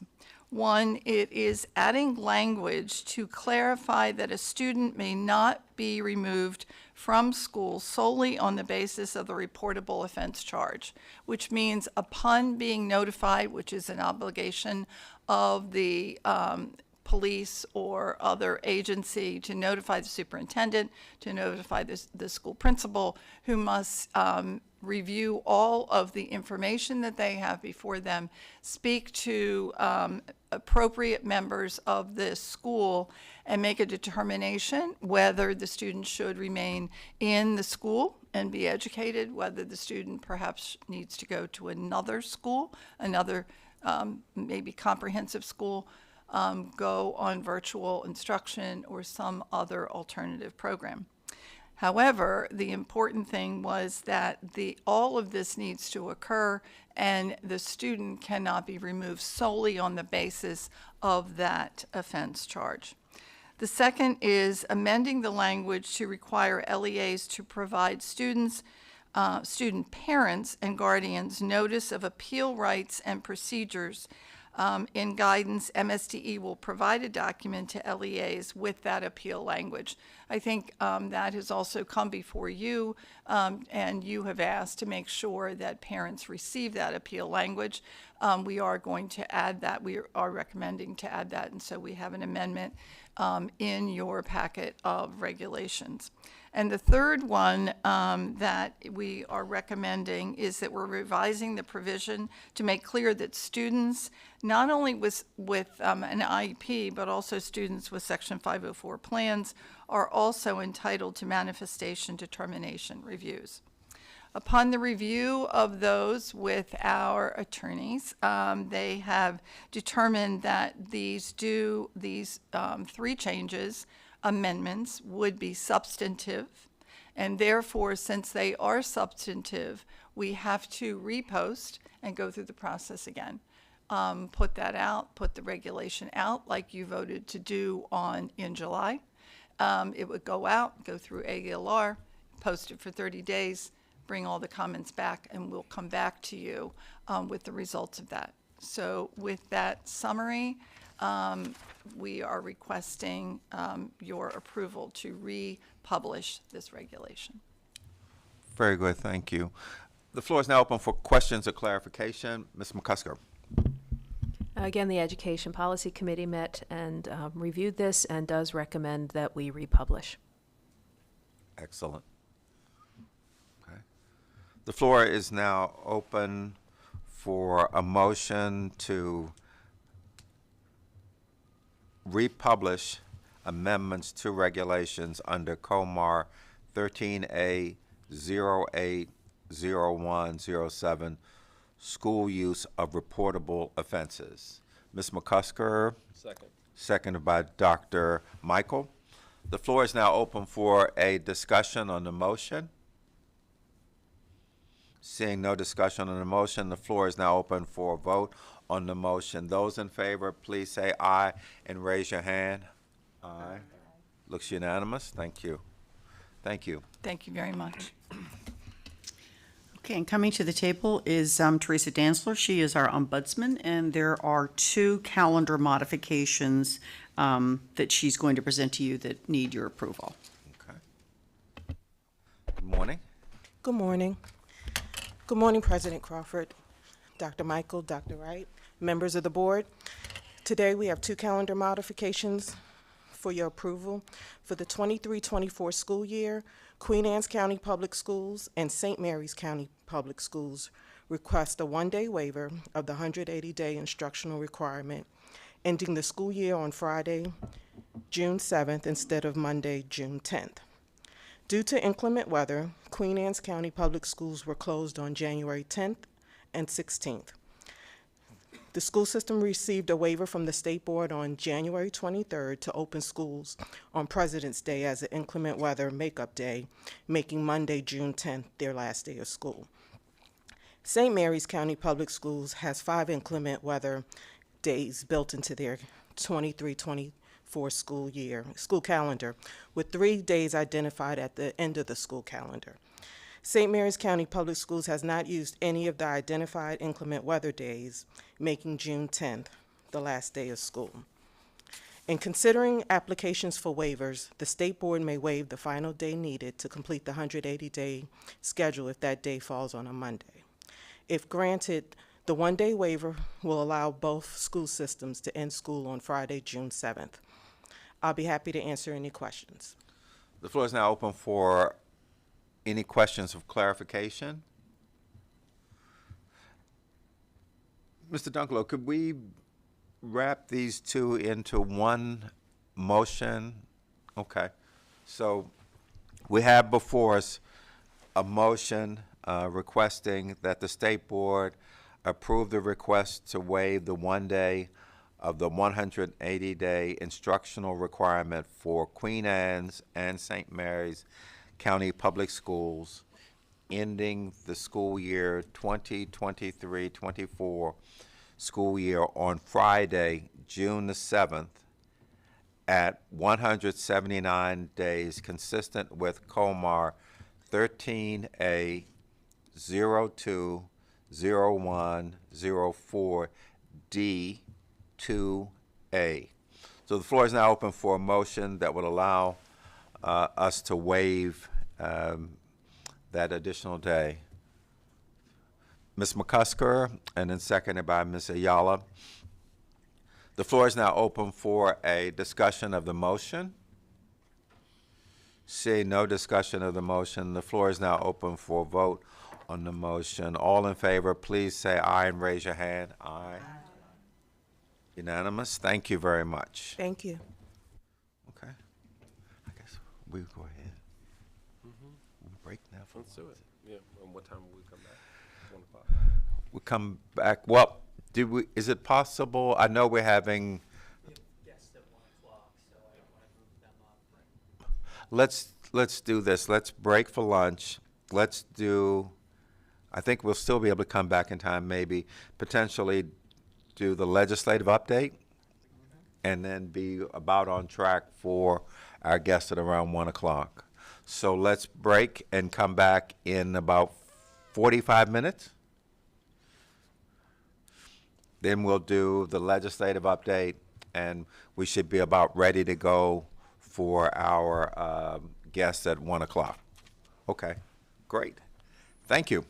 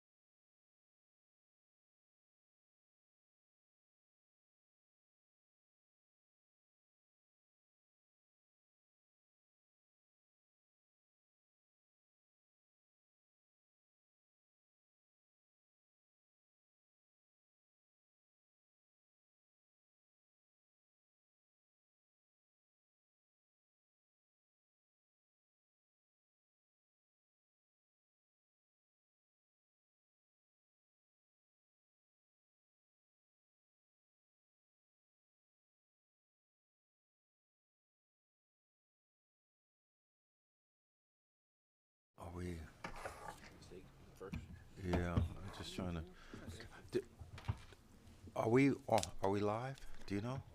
Is that-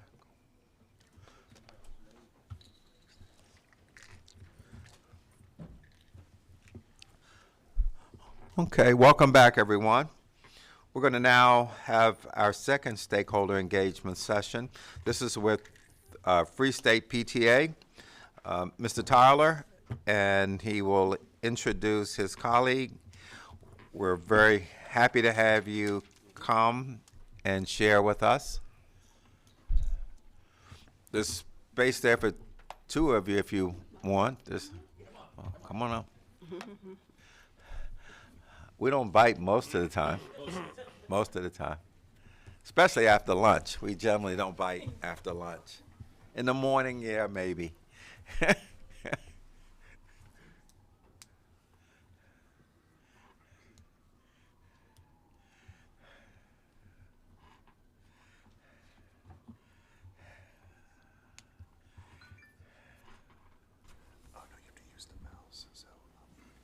Just okay, thank you. Well, good afternoon, everybody. My name is Gerard Tyler. I am the Free State PTA president, and I'm very happy to be here. Along with me is Marla Posley Moss, who is our current vice president of leadership and the former president of Free State PTA. So again, we bring you greetings from our membership base. Free State PTA is a member-based association that currently has 73,000 members across the state of Maryland. So we are a child advocacy organization, and we want to, just for a few minutes of your time, talk about our great organization.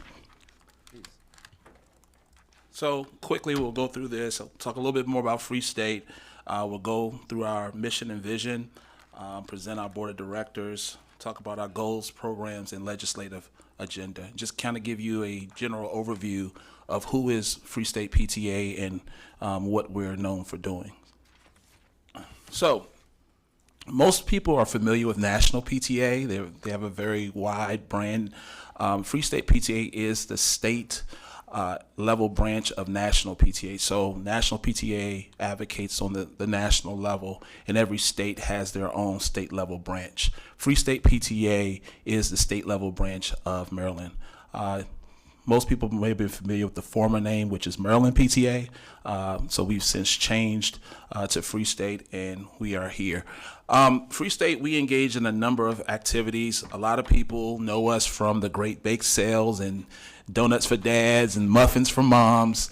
But more importantly, we are a child advocacy organization. In fact, we are the largest child advocacy organization in the state of Maryland.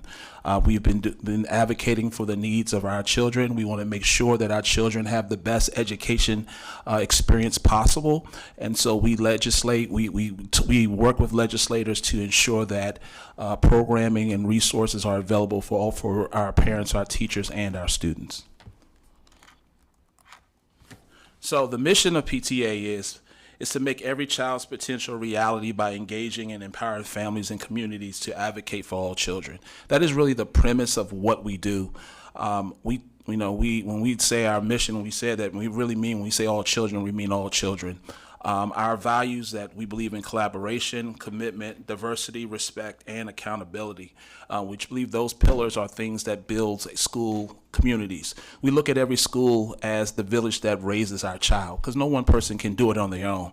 And so we band together, we work with schools, we work with community leaders, we work with community stakeholders in ensuring that we bring resources together so that schools can meet their needs and our students have everything they need to be successful. I'm not going to go through this, but as I said before, I'm the president. You see here before you the board: Tracy Tatum, our president-elect, Ashley Cotton, our secretary, Bruce Boots, our treasurer, Marla, who is with us here, is our vice president of leadership, and Sarika, Ray, and Katrina round out the board. We're excited because we're going to add 2 new youth members that will be joining us next month, hopefully. And, again, we also really advocate for the youth, and so we believe in student voice. So that's something that we're adding to our board. The basic goals of our organization is to, again, as I stated before, not to be redundant, but to advocate for the needs of all parents, teachers, and students. They need our help. We try to be the voice at the state, local, and national level. We just came back from our legislative conference when we were at the Congressional House, just talking to both senators and legislators about the needs of our children. Last month we were at Annapolis, talking to our state legislators, and we have our local leaders that we go to various council meetings and school board meetings to advocate for the needs of our students. We also train, and so one of the things that makes us a little bit more robust than PTOs is that we ensure that our units are trained to comply with all rules and regulations that continue to allow them to operate. PTAs are individual units. They're their own 501c3 organizations that are under our parent organization. And so we teach them about compliance requirements from both the IRS, the state of Maryland, and any local rules as well. And then last but not least, we provide resources. And so not only training for leaders, but also programs, which I'll talk a little bit about some of our main programs a little bit later in this presentation, but we provide resources, whether it be in the form of grants, whether it be in the form of just any other event planning or any partnerships that we can bring to the table for our local units in our schools. And PTA has a number of partners such as Walmart, Norton, you name it, we have it. So we bring those resources to help address the needs of our schools. All right, so we're going to talk a little bit about our program. So our first program is our School of Excellence program. This program is really one of our linchpin programs because it challenges our PTA leaders to look at and analyze their school community, the demographics, and figure out ways to to build family school partnerships. So we look at our school dynamics, and everyone is different depending on the school that you are into. Not everything is a monolithic, but we look at that and then we figure out ways to make sure that everybody is included, everybody feels welcome. This helps us attract new PTA members, and also helps us to stay abreast to what the issues are that are going on in our local schools. And so we want to make sure that all of our schools have welcoming school communities, that our parents, regardless of whatever walk of life, whatever background, whatever religion, whatever race, that they feel welcome in their school communities, whether they're majority or the minority. And so this School of Excellence program really challenges and designs our PTAs to do this work, and figure out ways to figure out ways to organize the PTA so that that everybody feels included. And inclusivity is something that is a hotbed issue for us, and it's really important for us because we believe in that diversity and inclusiveness for our schools. All right, our Reflections program is our arts education program, and this is where our students participate in a number of, they participate in a program, and it's really a contest every year. National PTA runs it, and we run it at the state level. But students from kindergarten all the way up to high school will submit their particular arts education projects, whether it be visual arts, whether it be photography, film study, music, poetry, literature, and they're graded. They're graded, and they do a great job. And we award them not only just with awards, but also with financial contributions to the school. We also have our special needs schools.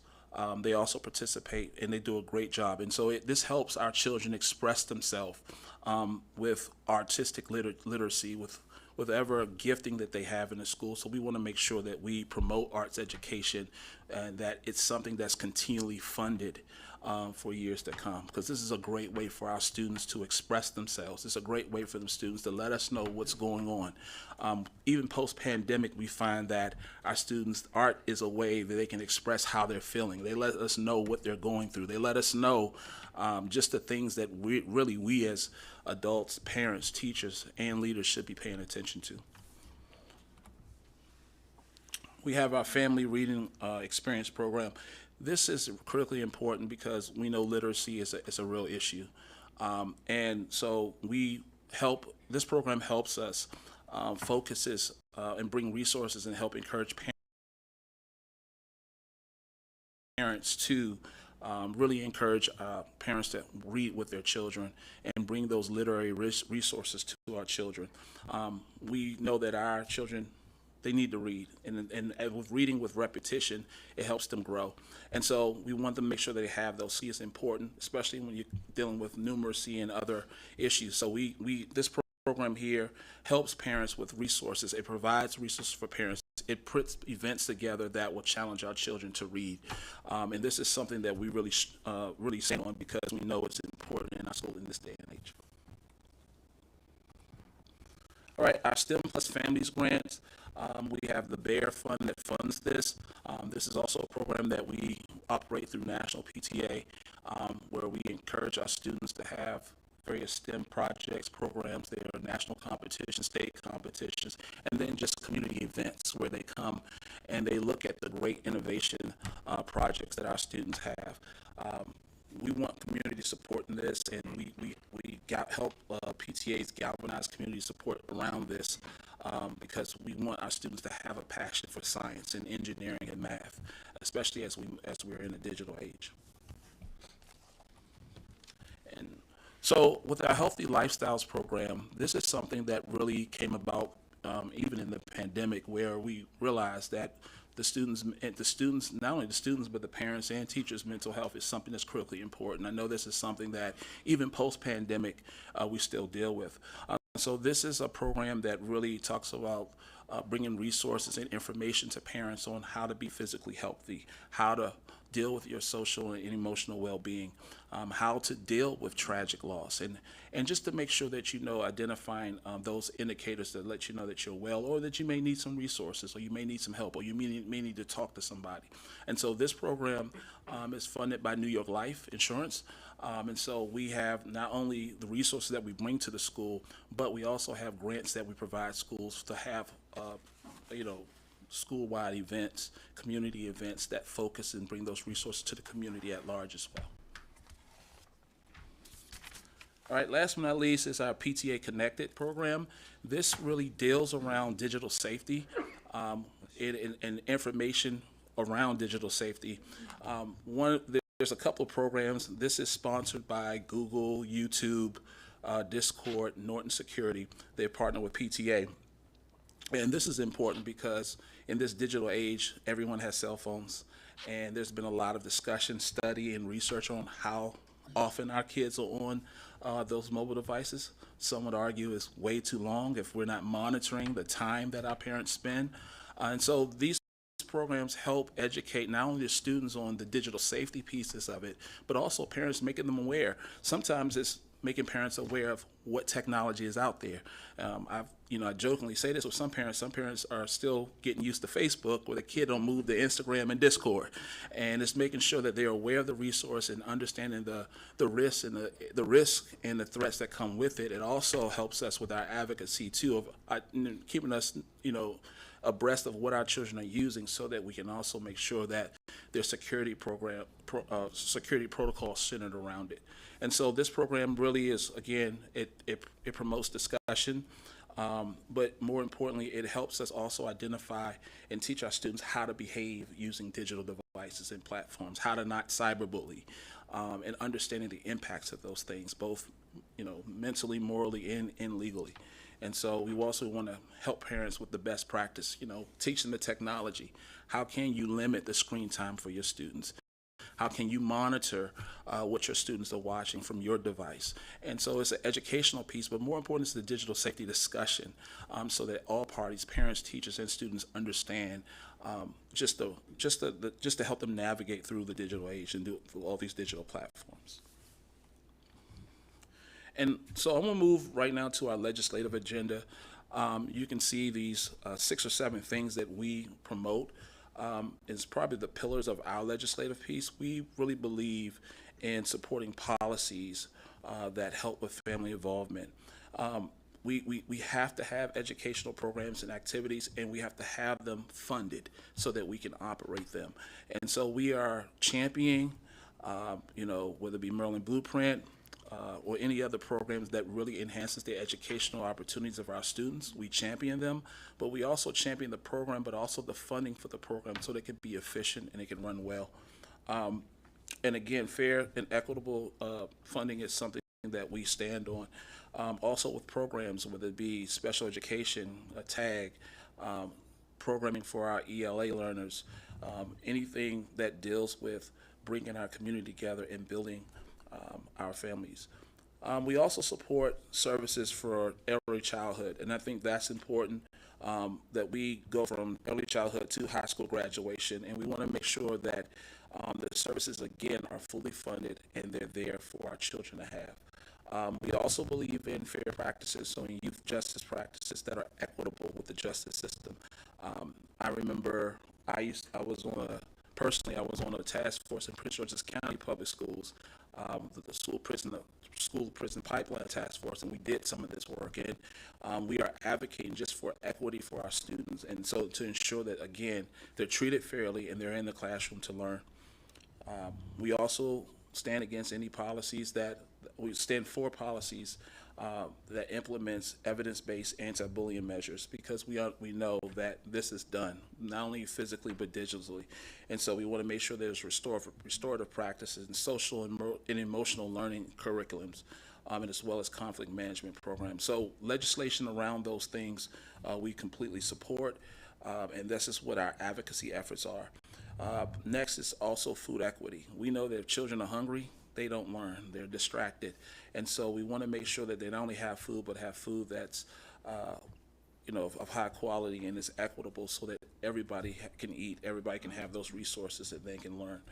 And then also, more importantly, we support our teachers as well. So any professional, any professional programs that help our teachers grow, we're fully supportive of that. Give them the resources as well, so that they can also provide the best educational opportunities for our scholars. You can connect with us. You can go on our website if you want more information, www.fspta.org. My email is there as well, and we're happy to answer any questions that you may have. Great. I appreciate this. This is very, very informative. The floor is now open for questions. Mr. McGreer? Yeah. So thank you. And I just want to say just a few comments, and I really appreciate both of you being here today. So it's hard to be a parent.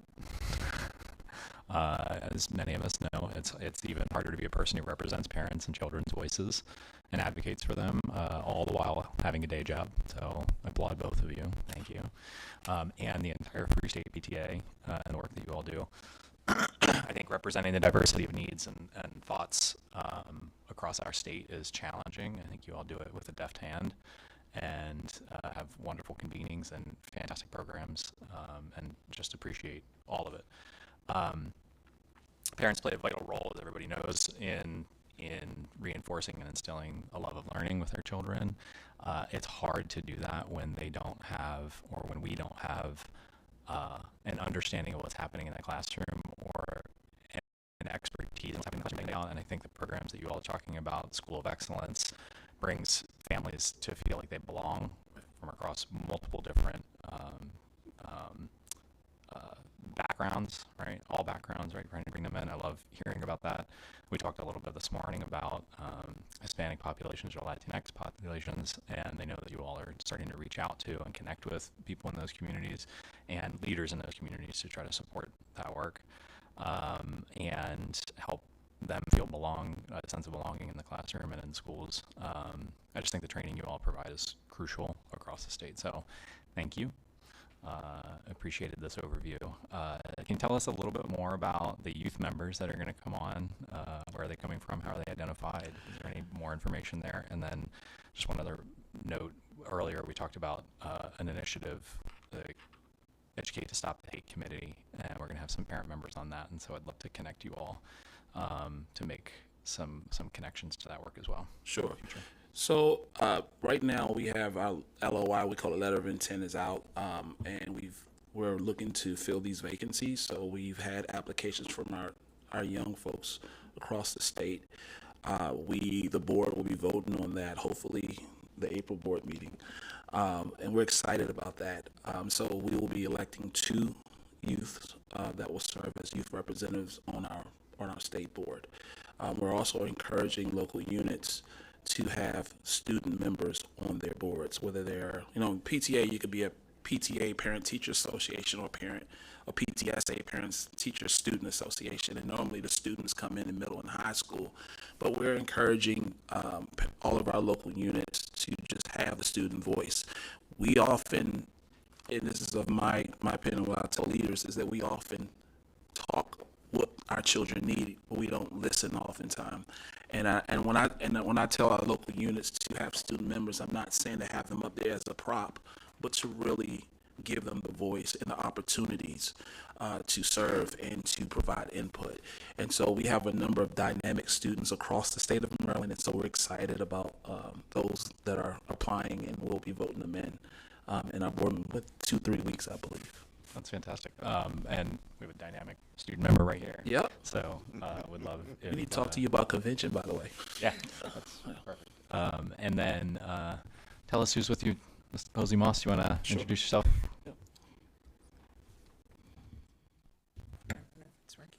Can you hear me? Yes. Okay, wonderful. Thank you all for having us here. We're really excited. I'm the Vice President for Leadership, and so what my committee does, we're primarily in charge of training all of our members and our leaders and other stakeholders who want to be a part of training. So it's really interesting because as Gerard had talked about the programs, these programs are really family engaging programs, every and each one of them. In the School of Excellence, our leaders are encouraged to survey our membership or their membership at their constituent level to find out what their needs are. And it's really a testament of how they're engaging in the parent voice. And we want to really stress that even at our local constituent level and our counties that have county council PTAs, they advocate at the county level and the locals advocate at the local level. And we always are encouraging parent voice at the local level, whether it be before municipal leaders or whether it be before the Board of Education or any other policy-making body. So thank you for having us here. We're more than welcome to take any additional questions. One of the things I would just to consider, we have a Maryland report card where you can go online and see how your particular school is performing. You can then look at similar schools from across the state. We're really interested in doing things to empower parents to be able to ask questions and to hold us and to hold the local boards and the principals accountable for educating children. So one of the things that, Mr. Greer, as we continue down the path of looking at our accountability system, we're looking at integrating the various performance metrics and the like, is to part of this would be then to provide the information and or technical assistance to the PTA, to Free State, to be able to understand the data so that you can ask questions locally at the county level, at the state level, about what are we doing and how are children faring. I think if you can help us by creating at the ground level real interest in understanding and again making sure that we're doing the things that we should be doing to educate children, that would be extremely helpful. The other piece is even when parents don't necessarily feel that they are able to help students with their studies, at a minimum, encourage parents to simply ask a couple of questions. How did you behave in school today, and what did you learn? To begin to reinforce the importance of education. So again, if you can help us get those kinds of words out and create some pressure from the parent level, we're trying to create some pressure from from the state level to begin to do this with a clear focus on children. At the end of the day, we want children who can read and write, perform math, graduate high school ready for life. That's what we're trying to do. We're trying to get them in as early as we can with the early childhood programs. So whatever you can do where we can work together to do that, I think it would be really beneficial for the children. Absolutely, I totally agree. One of the things, and we're ready to partner with you all in any endeavor that supports our kids. Again, it aligns with our mission. Again, we have 73,000 members. We're happy to set up regional think sessions, think tanks, discussions. Some of our local units have what we call Parent University, where we do have these conversations strategically, and we even connect teachers to parents to help them understand classroom management and things of that nature, because sometimes they don't always resonate with that as well. But yeah, we're happy to partner with you all and get the message out, and do any surveying or what have you that we can use our resources to be an assistance. Great. Well, thank you so much for coming in. We really appreciate this and look forward to working with you in the future with a real focus on educating our children. Thank you. Thank you. Thank you. Thank you very much.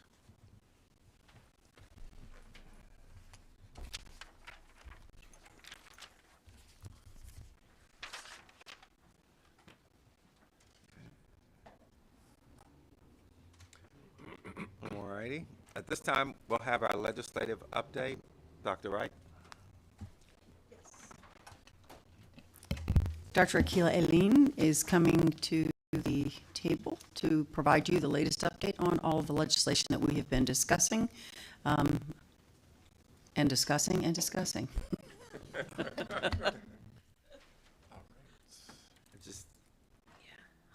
Dr. Michael mentioned it yesterday on the call.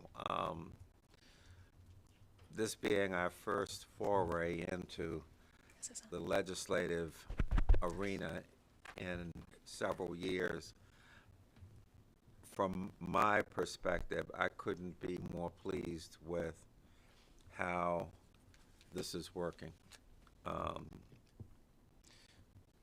Under the leadership of Ms. McCusker and folks from the department and Zach and from the AG's office, I just couldn't be more pleased with what we're doing. And I was telling the interim superintendent, people are actually listening to us. People are listening to us. I remember when I joined the board in 2019, the legislature was having hearings and discussions and the like, and it was on education topics, and no one from the department, the board, was present. And I think I remember one hearing where someone suggested, well, we should have the State Department of Education here, and it was quickly dismissed. Quickly dismissed.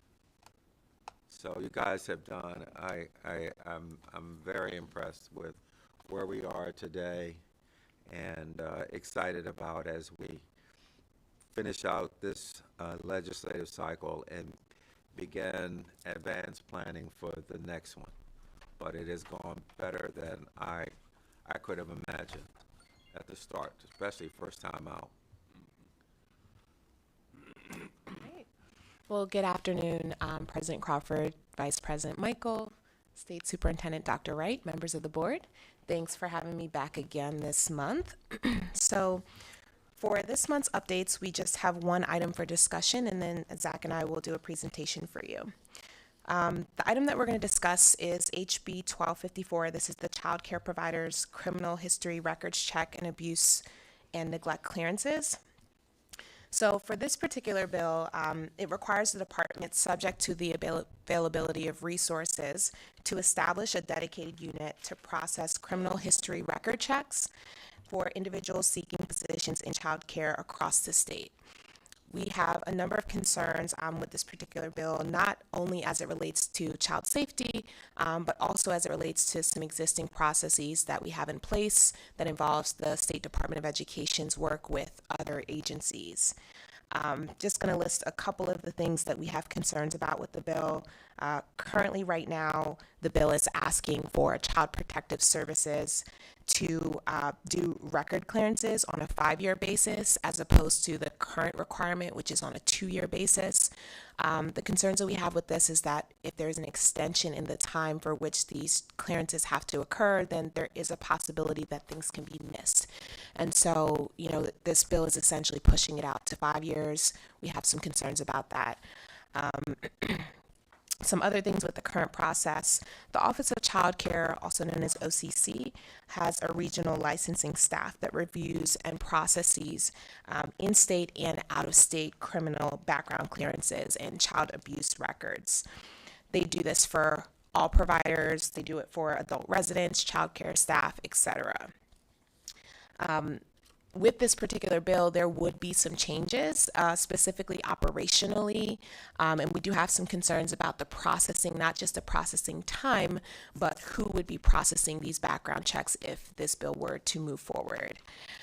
And the last thing just I want to touch on very briefly is just the fact that there are some concerns with the fact that this bill would be unfunded, meaning that we would not be receiving any funds to the department to implement this bill.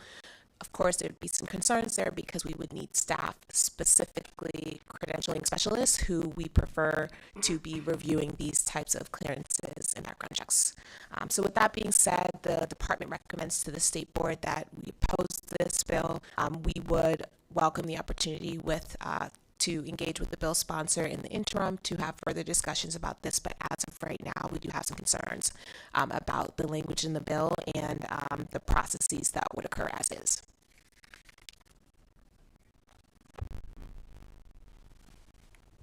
Very good. So, are there any questions of clarification? The proposal on the floor is to oppose this bill. I'm sorry, Dr. Getty. If this process is already in place over a long period of time, is there something about the current process that made somebody want this change? What motivated? Yeah, there's a question. And of course, I'll allow Dr. Cook if she has any additional comments on that as well. One of the things I think the bigger concern that we have is that we also have some questions about that. And typically with these sorts of bills, we would engage with the bill sponsor to find out, okay, are there comments and concerns coming up in the community that we should be aware of? For this particular bill, we weren't engaged in that early on process of having that discussion, which typically when we have a better understanding and idea for why bill sponsor may want to push this bill forward. So we're hoping that in the interim we can get some more information about that. Dr. Cook may also have some additional information on her side. Yes, thank you, Dr. Arlene. This bill was most likely brought forward because of the early childhood field's frustration with how the criminal background check process currently runs. There are some delays with the process. This is actually a federal issue, and there is a federal work group that has been established at the Administration for Children and Families to really think through how to speed up the background checks. But there are things in the federal regs that require the lead agency for the Child Care and Development Fund there are different regulations that we must follow to ensure the safety and well-being of children, to ensure that, for instance, in this legislation, we would move from 2-year checks to see if the teachers and staff in early childhood programs had any issues with their background check related to Child Protective Services. It would move from 2 years to 5 years, so it would lessen the frequency of these checks, which we think would really impact the safety of young children. We want to make sure we're checking regularly so that things aren't falling through the cracks. And so, although this piece of legislation would actually be easier for the department to administer, we would not want to do that because we want to ensure the safety of young children across the state, and this actually weakens that. We'd love the opportunity to continue the conversation with stakeholders, and we can bring this to the Office of Child Care Advisory Council to discuss more about some of the barriers with background checks. But just for context, the U.S. Department of Health and Human Services Administration for Children and Families wrote a lengthy report about the barriers that all states are facing with completing background checks quickly. And there are a lot of nuances to this. For instance, if a person who's coming on as staff has been in another state in the past 5 years, for instance, we need to check and see all of the different states they've been in to ensure that they haven't committed any crimes that preclude them from working in early care and education programs. Some states are very quick with getting back to us and responding. Some states withhold information completely, which means we have to watchdog certain teachers for an extended period of time. And some states do take some time and have very onerous process for us to get the information. In addition, licensing specialists right now to go to local courthouses to physically get information at times regarding background checks. There's a lot of work that goes into this. So really working with the legislators and really having those conversations about what actual barriers are to background checks, which mostly have to do when the background check is shared, would help us get to some of the root cause barriers to craft legislation that could actually support this work. I will say that we are working with the federal government, and many states across the country have cited this as a barrier because if you can complete these background checks very quickly, you bring staff on, and that's very much needed in early childhood programs right now, considering the early childhood workforce, and so this is very hiring at times.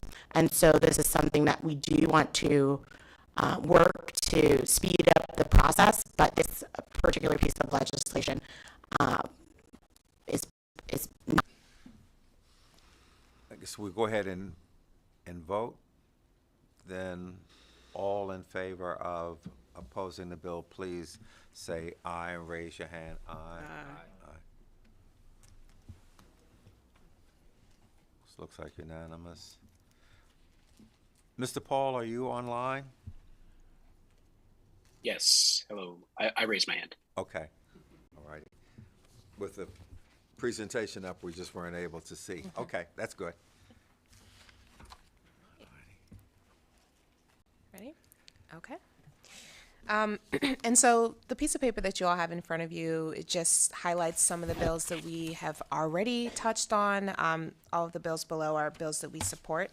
I'm not going to go through all of them because there's tons here, but just giving you guys a track record of what we've supported so far. Next, Zach and I are going to do the legislative updates. Could you advance the slide for me? Yes. Okay, so good afternoon, everybody. I just, the first I'll give a quick update on that's not on the slide is your departmental bill, House Bill 88, Senate Bill 266. They both passed their respective houses, and the House bill is actually on third reader in the Senate, so close to being wrapped up with that, but we'll let you know when that gets. That's our vesting bill. That is the bill Retirement on the vesting. immediate vesting of the state superintendent. So should be wrapping up shortly, but wanted to give you that update. Two bills that I'm going to talk about a little bit at length today. First is Senate Bill 1102, House Bill 1426. This is the blueprint for Maryland's future alterations bill. This is essentially the AIB's departmental bill this session. We had the opportunity to see and weigh in on this prior to them submitting it, and appreciated that collaboration from them before the session. We did vote to support this bill, I think 2 months ago, when it was first introduced. It has obviously changed a little bit since then, but a few things that it originally did was to authorize local departments of health and social services to share the names and contact information of families with children who are income eligible for publicly funded pre-K, to enable LEAs to follow up with those families to support the enrollments of eligible children in the program. Clarified changes to the high-quality pre-K staffing requirements that were passed in the 2023 session to move those requirements to the 27-28 school year. Authorized state grants for Patty and Judy centers to include 1 year of planning to support development of new Patty and Judy centers. And also clarified that the National Board Certification fee subsidy is available to non-classroom educators. And in this case, that includes administrators, assistant principals, instructional specialists, and principals. It altered a couple of dates as well that are more specific for the AIB as it relates to reports that they have to submit on the initial evaluation of the blueprint. As session unfolded, we jointly offered 2 amendments alongside the AIB to the bill. The first would give flexibility to the State Board and the AIB to provide guardrails regarding dual enrollment courses that would allow more students to dually enroll as the state transitions from the interim standard to the new CCR standard that you all adopted in January. This one is in response to some of the challenges that LEAs are experiencing in the timing that we discussed at the joint board meeting with AIB in February, related to that shift from the interim to the new standard. The issue essentially with the funding is that the number of students who meet the new CCR standard is higher than the interim standard, and the funding from that they're receiving this year is based on the interim standard. So they have more people who can participate in those post-CCR pathways, but the funding isn't tied to that in this year, so it's a little bit of an anomaly. So that's the first amendment. The second amendment was only for the 24-25 school year, regarding the administration of the KRA, to give flexibility for the KRA to be completed, the administration of it to be completed after October 10th, and make the results available more than 45 days after the administration. This is consistent with the decision to move forward with a different approach to the KRA this fall that the state superintendent discussed at the last meeting in February. There are some statutory requirements around those administrative windows that needed to be addressed in the bill. So that's everything on Senate Bill 1102. I will add the bills are not identical right now. We continue to have conversations with the AIB and legislators on this topic. I know there's a hearing tomorrow that I believe Dr. Michael will be attending on behalf of the board, as Mr. Crawford did in the first iteration of it. So working on getting those in the same posture moving forward. All right, move to the next one. Okay, so this one, there's a lot of work going into this one right now. Senate Bill 161, House Bill 200. This is on community schools alterations. These are 2 bills that you both initially voted to support. Just as a brief refresher, the original bills were identical and aimed to provide some flexibility in the use of concentration of poverty grant dollars to LEAs that have less than 40 qualifying community schools, to support local coordination of the strategy and provide support to community schools coordinators, up to 10 to 15% of that funding. The number hasn't kind of been fully flushed out yet. The bill also required MSDE to develop a common needs assessment template to assist community schools as they develop their needs assessment and to aid in streamlining the process.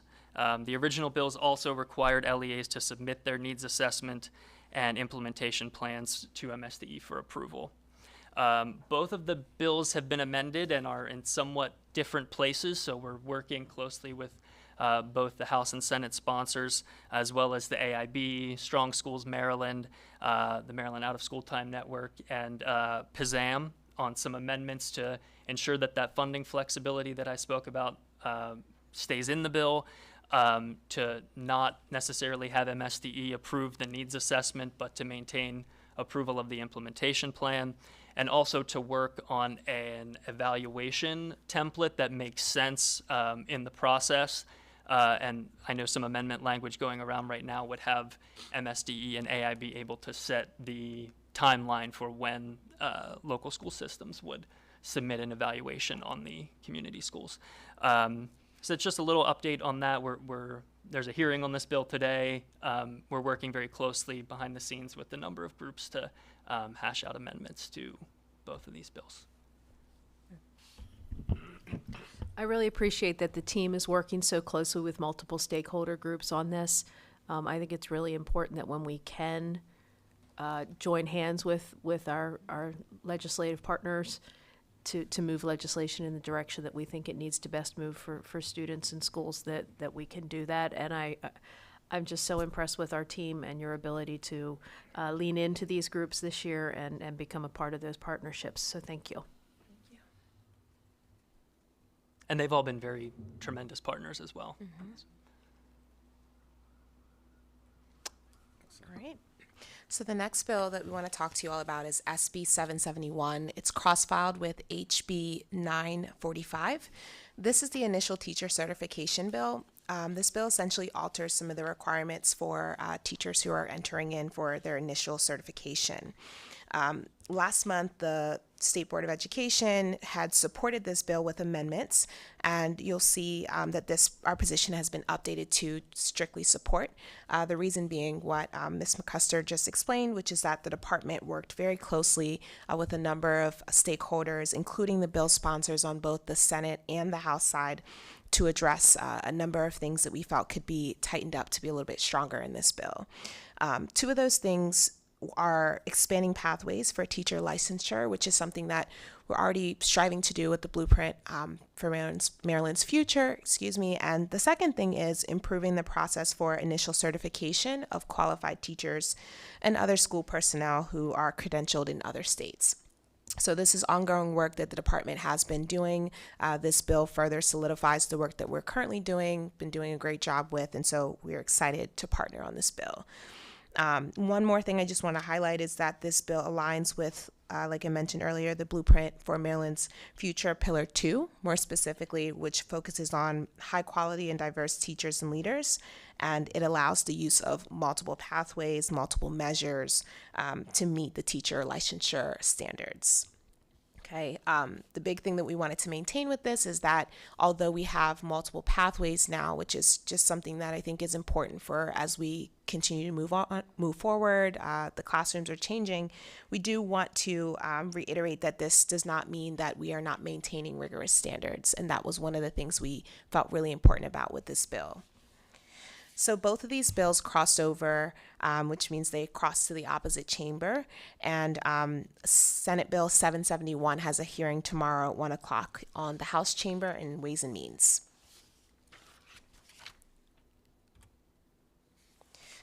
And so the last bill that we want to talk to you all about is SB 370, which is cross-filed with HB 428.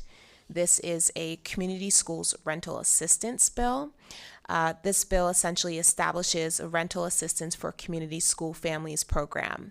The program would provide rental assistance to eligible student households and would require the Department of Housing and Community Development, in consultation with the State Department of Education, to administer this program. This bill essentially just establishes this fund, and it authorizes the governor to include money for this program in the annual budget. And here are a couple of key highlights concerning the bill. So this bill has come a long way. Initially, when the bill was proposed, it was requiring the State Department of Education to be not only the administrator of the funds, but also to be responsible for the payments as far as utility payments, rental assistance for the families. For reasons that you all may understand, we strongly felt that the department wasn't the best agency to handle those types of very sensitive information. We wanted to make sure that this particular program was housed with the appropriate agency, and so we were able to speak and partner with the bill sponsors who agreed that this should go with the DHCD, Department of Housing and Community Development, and they were happy to take this program on. The role that we do play, though, as a department is just providing information. And so you'll see on the slides these two key points here, providing information about the availability of the rental assistance program to families, including eligibility requirements and how to apply. This could look like a one-page document where we just provide information to the LEAs on that. And the second thing is we want to clarify some language in the bill, which is that the community schools coordinator, a local school, or a local school system shall provide verification of student enrollment and inclusion in the compensatory education enrollment or eligibility for McKinney-Vento assistance. So the initial language was a little bit vague. We wanted to make sure that our community school coordinators at the local level were not overburdened with assumptions for how this program should run. So we thought that it would be important to just specify exactly what they would do.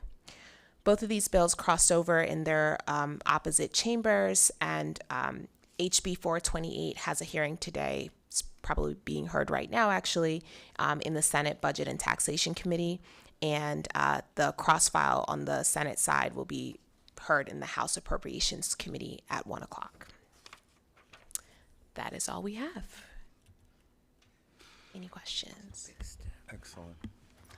I'll just add, there's only 13 days left in session, so things tend to, but also tend to might move quite quickly in those last 2 weeks. So I would just say keep an eye out for updates via email if we need the state board to weigh in on something. Dr. Michael. I just want to state clearly, today in the superintendent's update, again in legislation today, there's all these moving pieces policy-wise, but in aggregate, it represents what I believe is our deep commitment to engaging in the work in partnership with school districts to ensure that we are really engaging as partners on the implementation of the blueprint. So here, community schools, work around CCR standard and dual enrollment, all of these pieces. And, there's some question, in local communities about, are our state partners engaged in this work? We are deeply engaged in and this is the way we're going to continue to proceed. Right now it's in legislation, it'll be in policy and guidance, in the next chapter. But I just want to state clearly, I think it's clear from what you presented, our intent is to be partners with districts at schools and communities as we're implementing the blueprint, and we should see more and more of this kind of work. Great. Thank you much. Appreciate it. Nicely done.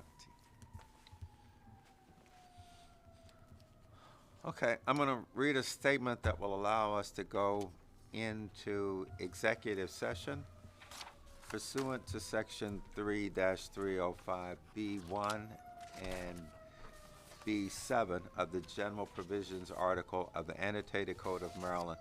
The State Board will adjourn to executive session to discuss the following: 4 appeals, personnel matters related to the search for the new state superintendent of schools. The floor is now open for a discussion. Seeing no discussion, the floor is now open for a motion. Ms. McCusker, and seconded by Dr. Johnson. The floor, seeing no discussion of the motion, the floor is now open for vote. Those in favor, please say aye and raise your hand. Aye. Aye. Aye. Mr. Paul, were you able to vote? Yep. Okay. You were in favor. Okay. Oh, you have something. Before the board leaves, Kelly Meadows has some swag bags for the board members that came from the Teach Maryland conference. So don't leave without your swag bag. Okay. Okay. We'll return in an hour at 2:30. We still will not say that word. We will not say that word.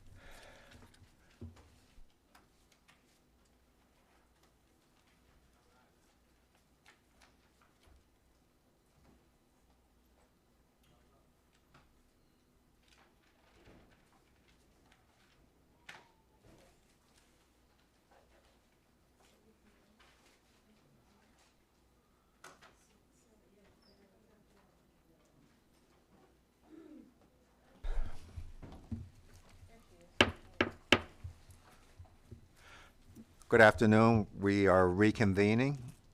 Thank you, members of the public, for remaining with us. At this time, we're going to have the State Board Member Committee report outs and updates.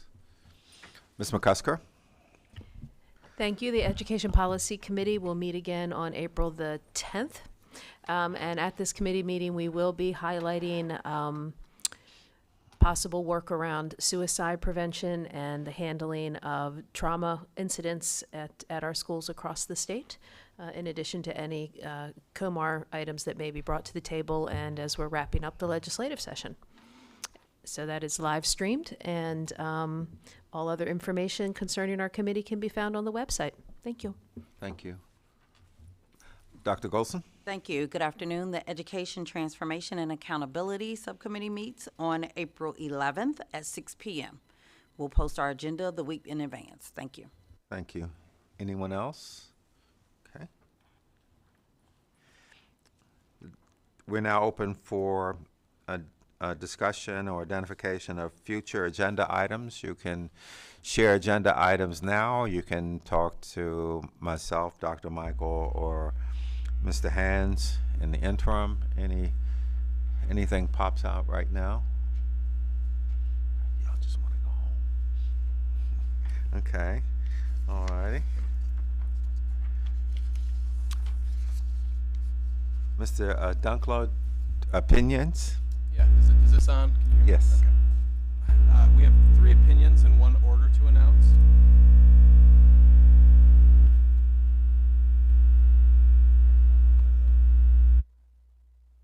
Yeah, use X.